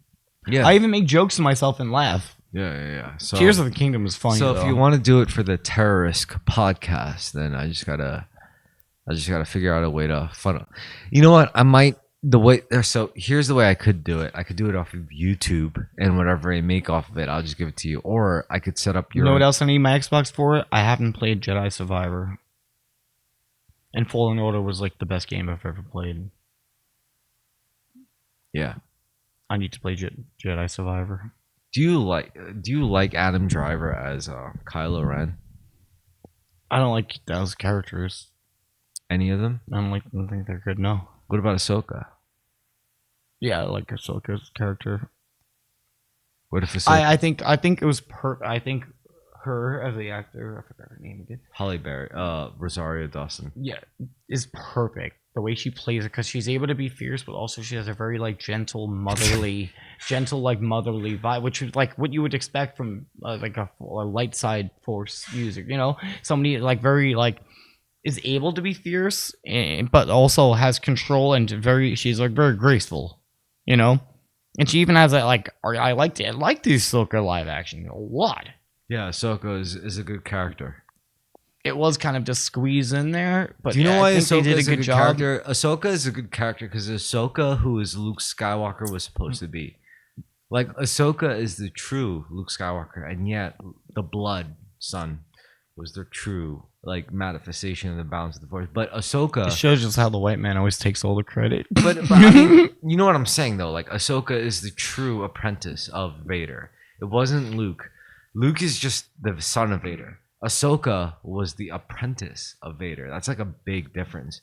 Ahsoka like knew Vader like the back of her ball sack, whereas Luke only shared his blood. You know, like there's a big difference. I mean, if you ever seen Ahsoka, and Luke didn't need to be really that good in that, because that wasn't Exactly. that wasn't a battle of fucking being good. That was a battle of resisting the dark side. That was the biggest it was a battle battle of fates. It was a battle of fate. Whereas Ahsoka against Anakin was a true battle of like skill and will Yeah. and like true legacy. It's like you taught me everything I knew, and if I lose to you, that means you failed and I failed. Let's both of us succeed for me to like destroy you. And that's how Ahsoka felt. Ahsoka had all the conviction she needed because she was like, I'm not even moral. There's no moral gray zone for me. It's either you were the best teacher I've ever had and you fell and I have to You're beat right. you, know, or you were a terrible teacher, which I don't believe you were. So I'm going to beat you. Whereas Anakin was like, I gotta destroy you. You know, like that's all Anakin. So it was very emotionally like tense. Perfect. They did a really good job with those. And I like really you did need, because like the movies were not enough to show Yeah. a slow progression of how this person became that person. Because Luke was never You show how war slowly changed everything in him and ruined his relationship, made everything hard, and slowly how he was manipulated and did little things here. You know, it doesn't just happen like out of nowhere you commit genocide. It starts off with, okay, I did choke that guy, but he was a war criminal. Yeah. And then it goes on to, okay, I did that, but look, it's a war. And then eventually it's just like, I'm going to kill all those fucking kids. well, it's also in Star It has Wars- to be done. in Like, you Star become Wars very lore- militant and very logical. In Star Wars lore, like Luke, like in the classical lore, Luke was never Anakin's apprentice. Anakin never had an apprentice. It was only until the later iterations did Ahsoka come in, and then we realized Vader had an apprentice, and Vader's apprentice was fucking crazy. Of course, Vader's apprentice would be crazy. Vader's apprentice had to be crazy, and yet she had to be like low key, or he had to be. But low they did great with that scene too, with the fucking Clone Wars and the young Ahsoka coming out. Like, Yeah. that was great. Ahsoka was the character that we never knew we needed in Star Wars lore. Like, she was necessary, but we never knew it. You know, because of course Anakin would have a Padawan. Of course Anakin would have a protege. That's what I really hate, when like the whole only argument these fucking Disney people have, like, to support the old movies, it's like, oh, you hate them because you're like sexist, or like you know, you're against wokeness. It's like, dude, no, it fucking sucks. Yeah, it doesn't make sense. Because like what we're against wokeness about what? When was Star Yeah, Wars yeah. fucking like No, like? like if we had Ahsoka, clearly it's not anti-feminist. It's Well, like we also want it's good not characters. anti-feminist because Leia was like the most powerful character in the fucking beginning of the Star Wars. Luke was like, oh, why can't you, man? Like a whiny little bitch. Yeah. And she was like resisting torture and already facing Vader. Like, yeah, what are you gonna do, motherfucker? Well, they both figured stuff out. She was the leader of the rebellion. You know how they escaped? Her. They came in there and she's like, okay, give me the fucking gun. I know how to do this. And she's the one who got them out of the fucking place out of that Star in the first place. I think a better fight would have been. And then you had fucking Padme, which was a badass fuck. You never had non-female characters in his. You always had dominant female characters in Star Wars. Plus, you always had other races. Well, you know what? And then aliens and other things. There was well, never. you know what it's all leading up to. Honestly, what it should lead up to It sucked. is They should be retconned. what everything should lead up to is Luke against Ahsoka. Is when Luke fights Ahsoka, that would be the best fight ever. Like when, There's for whatever never reason. doesn't need to happen. What do you mean? Yes, it does. It does need to happen. Because Luke, the fact that Luke and Ahsoka never met in main canon is a problem. You know, because Ahsoka was objectively Anakin's most beloved Padawan, and yet Luke is Anakin's literal son. So for them to meet is only necessary. Like they have to meet. They have to, thematically, it has to happen. Luke eventually, whether, I mean, for the record, What do you mean? no, exactly. For the record, Luke's whole life is already written since like 1998 or some shit. Like all of this. Well, they just added it in. Like it's not like, but it's also a work of fiction anyway. So really, it doesn't matter. Like, who do you think? Who do you think would It's win? funny because we get a work of fiction and then we like to solidify it, Who do you think? and we want to solidify it. Who do because you think would win between Luke and Ahsoka?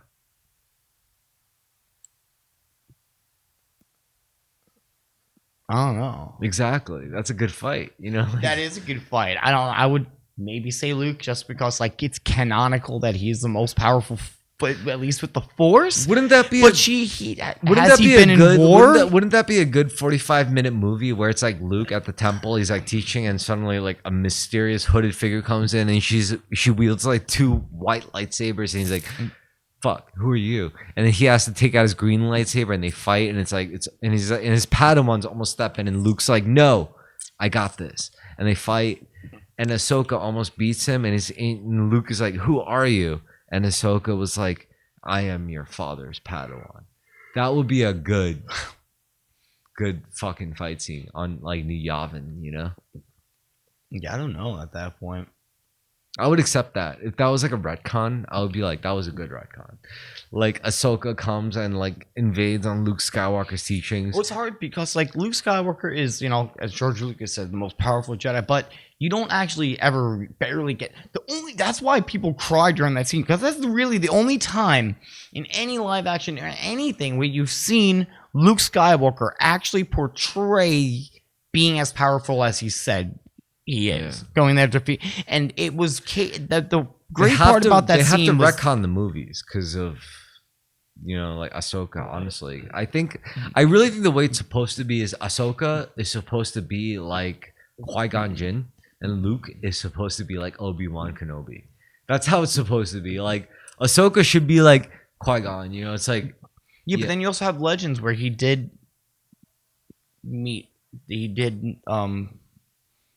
start the Jedi Order. Like there's video games and everything. So actual stories. And Kyle Katarn is also a major player. We know that. Like we gotta, and the Mara Jade and shit like that. And like he does start the new order, and then Leia becomes a fucking the leader of the new fucking like Republic. You know, there's also supposed to be a whole thing that they all do afterwards. Leia becomes the new leader of the Republic. Han and her get married, have a kid, and his kid becomes a Jedi. Han and her have 3 kids. They have twins and another kid. And the first they have the twins who become Jedi, and then Han and Leia also have a 3rd kid who kills, I think, both the kids and falls to the dark side, but eventually comes back to the Jedi. I didn't side. take my longest answer. My literally is going to keep going up now. Damn. You knew that, right? What?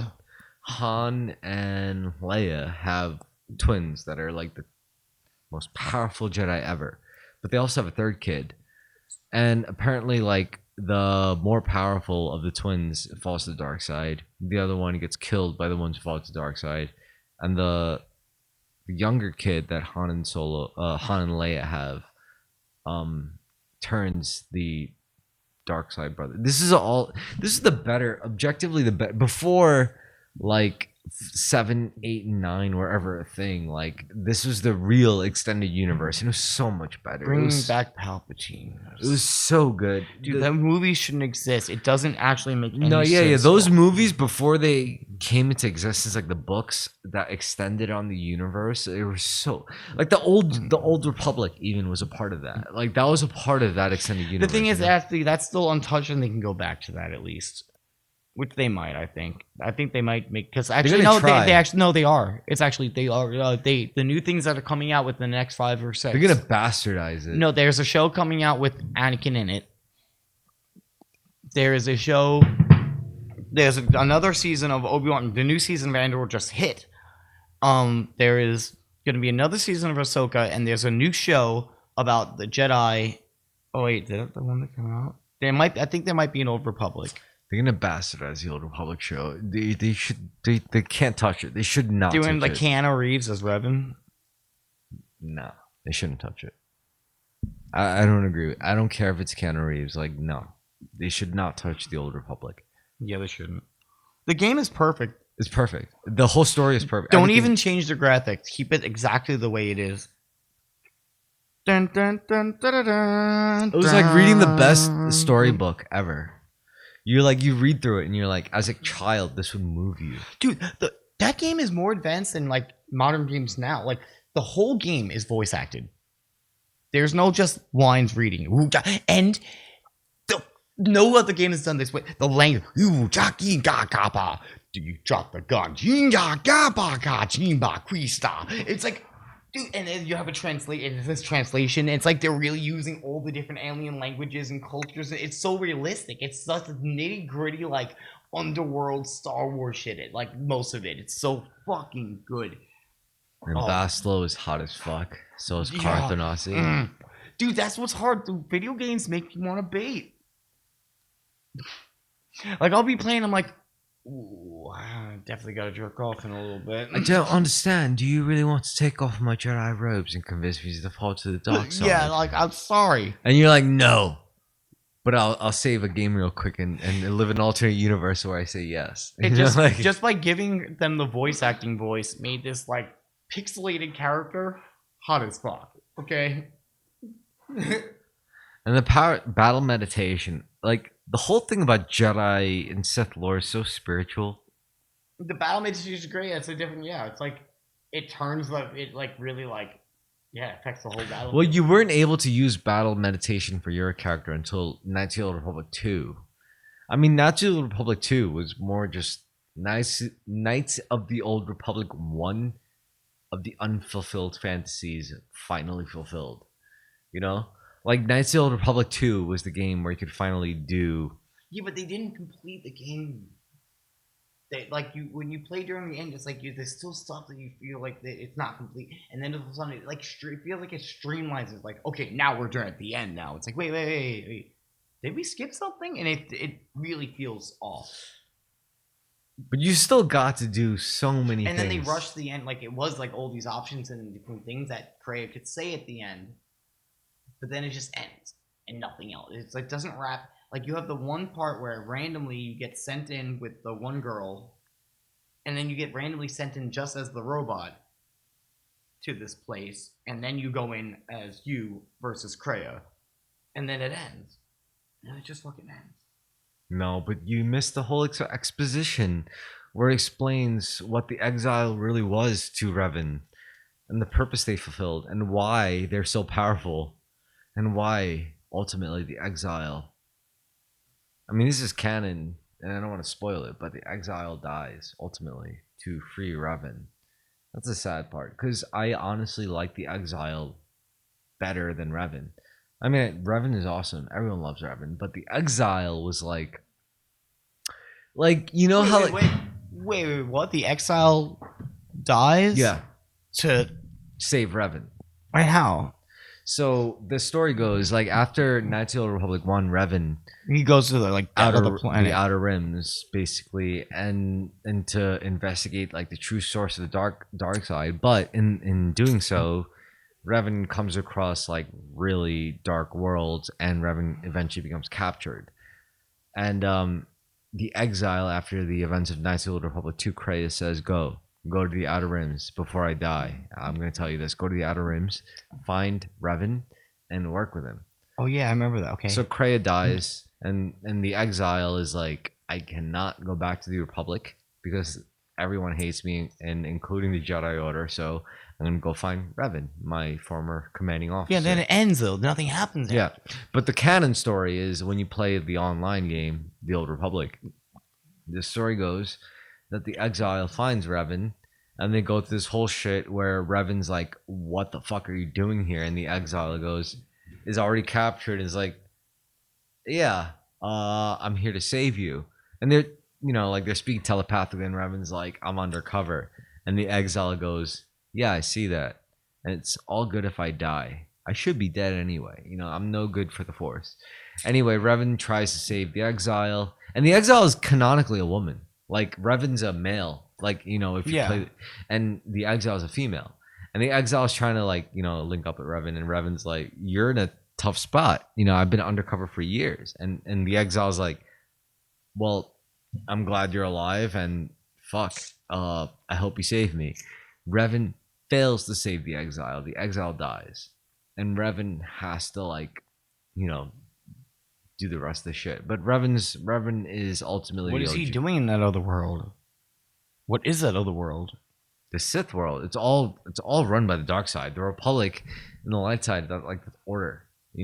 Everything beyond order is chaos. So wait, if you keep going past the Outer Rim to unknown regions, there's Sith planets? No. It's just the Sith are more willing to go past those because they're more willing to invade and exploit unknown systems.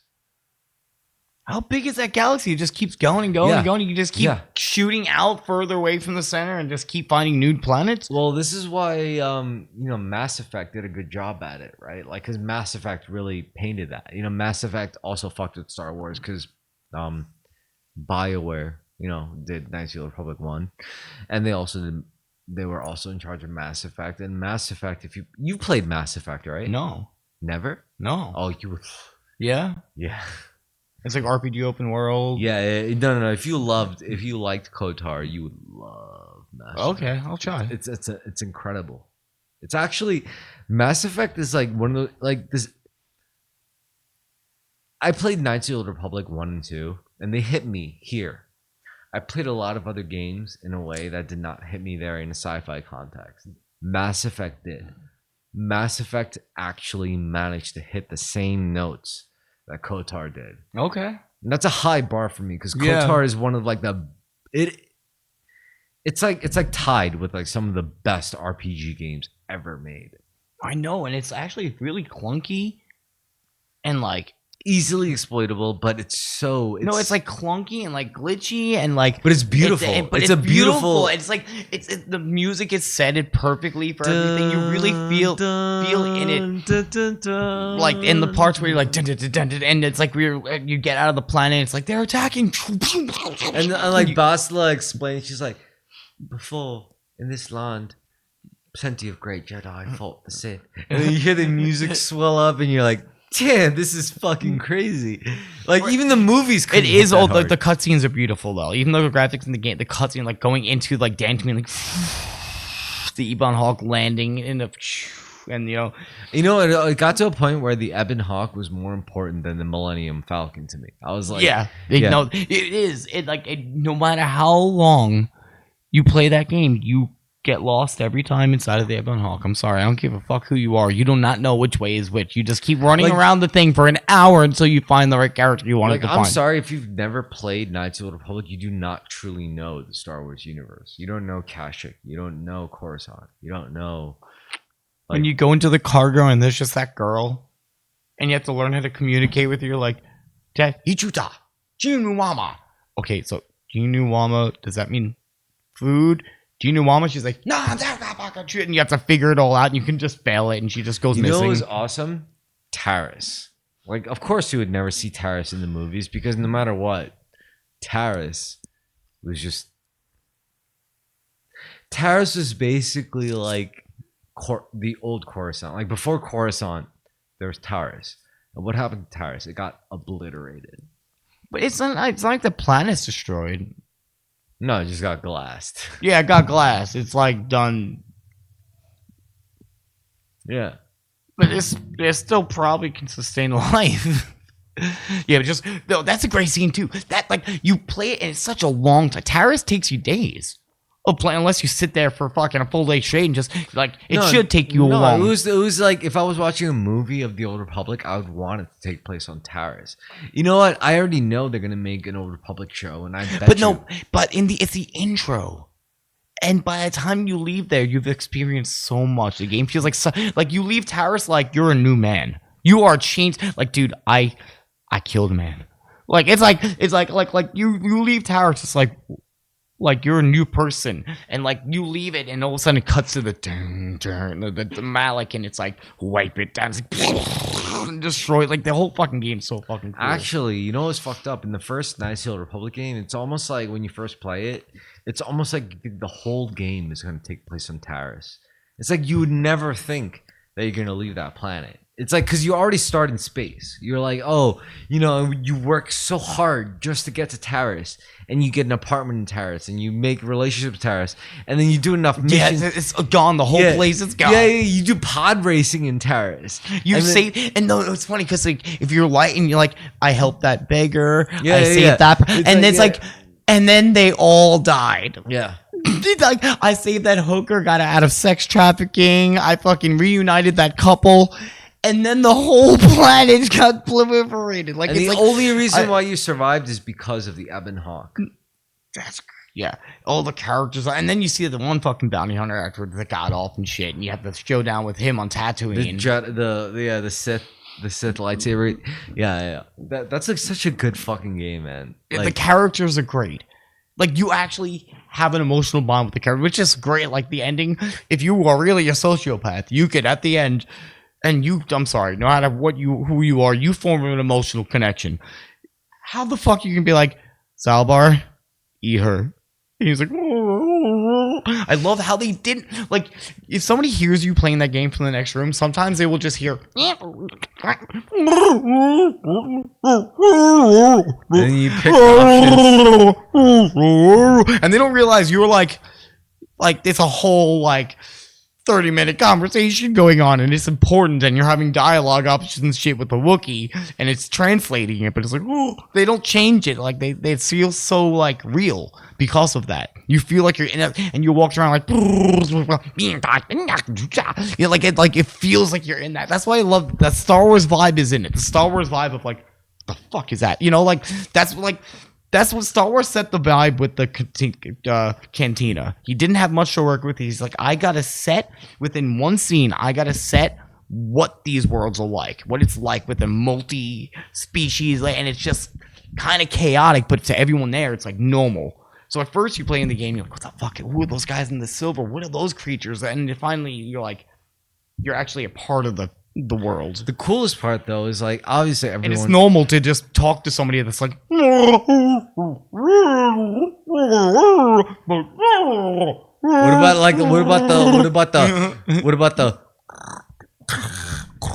about the sea creature people?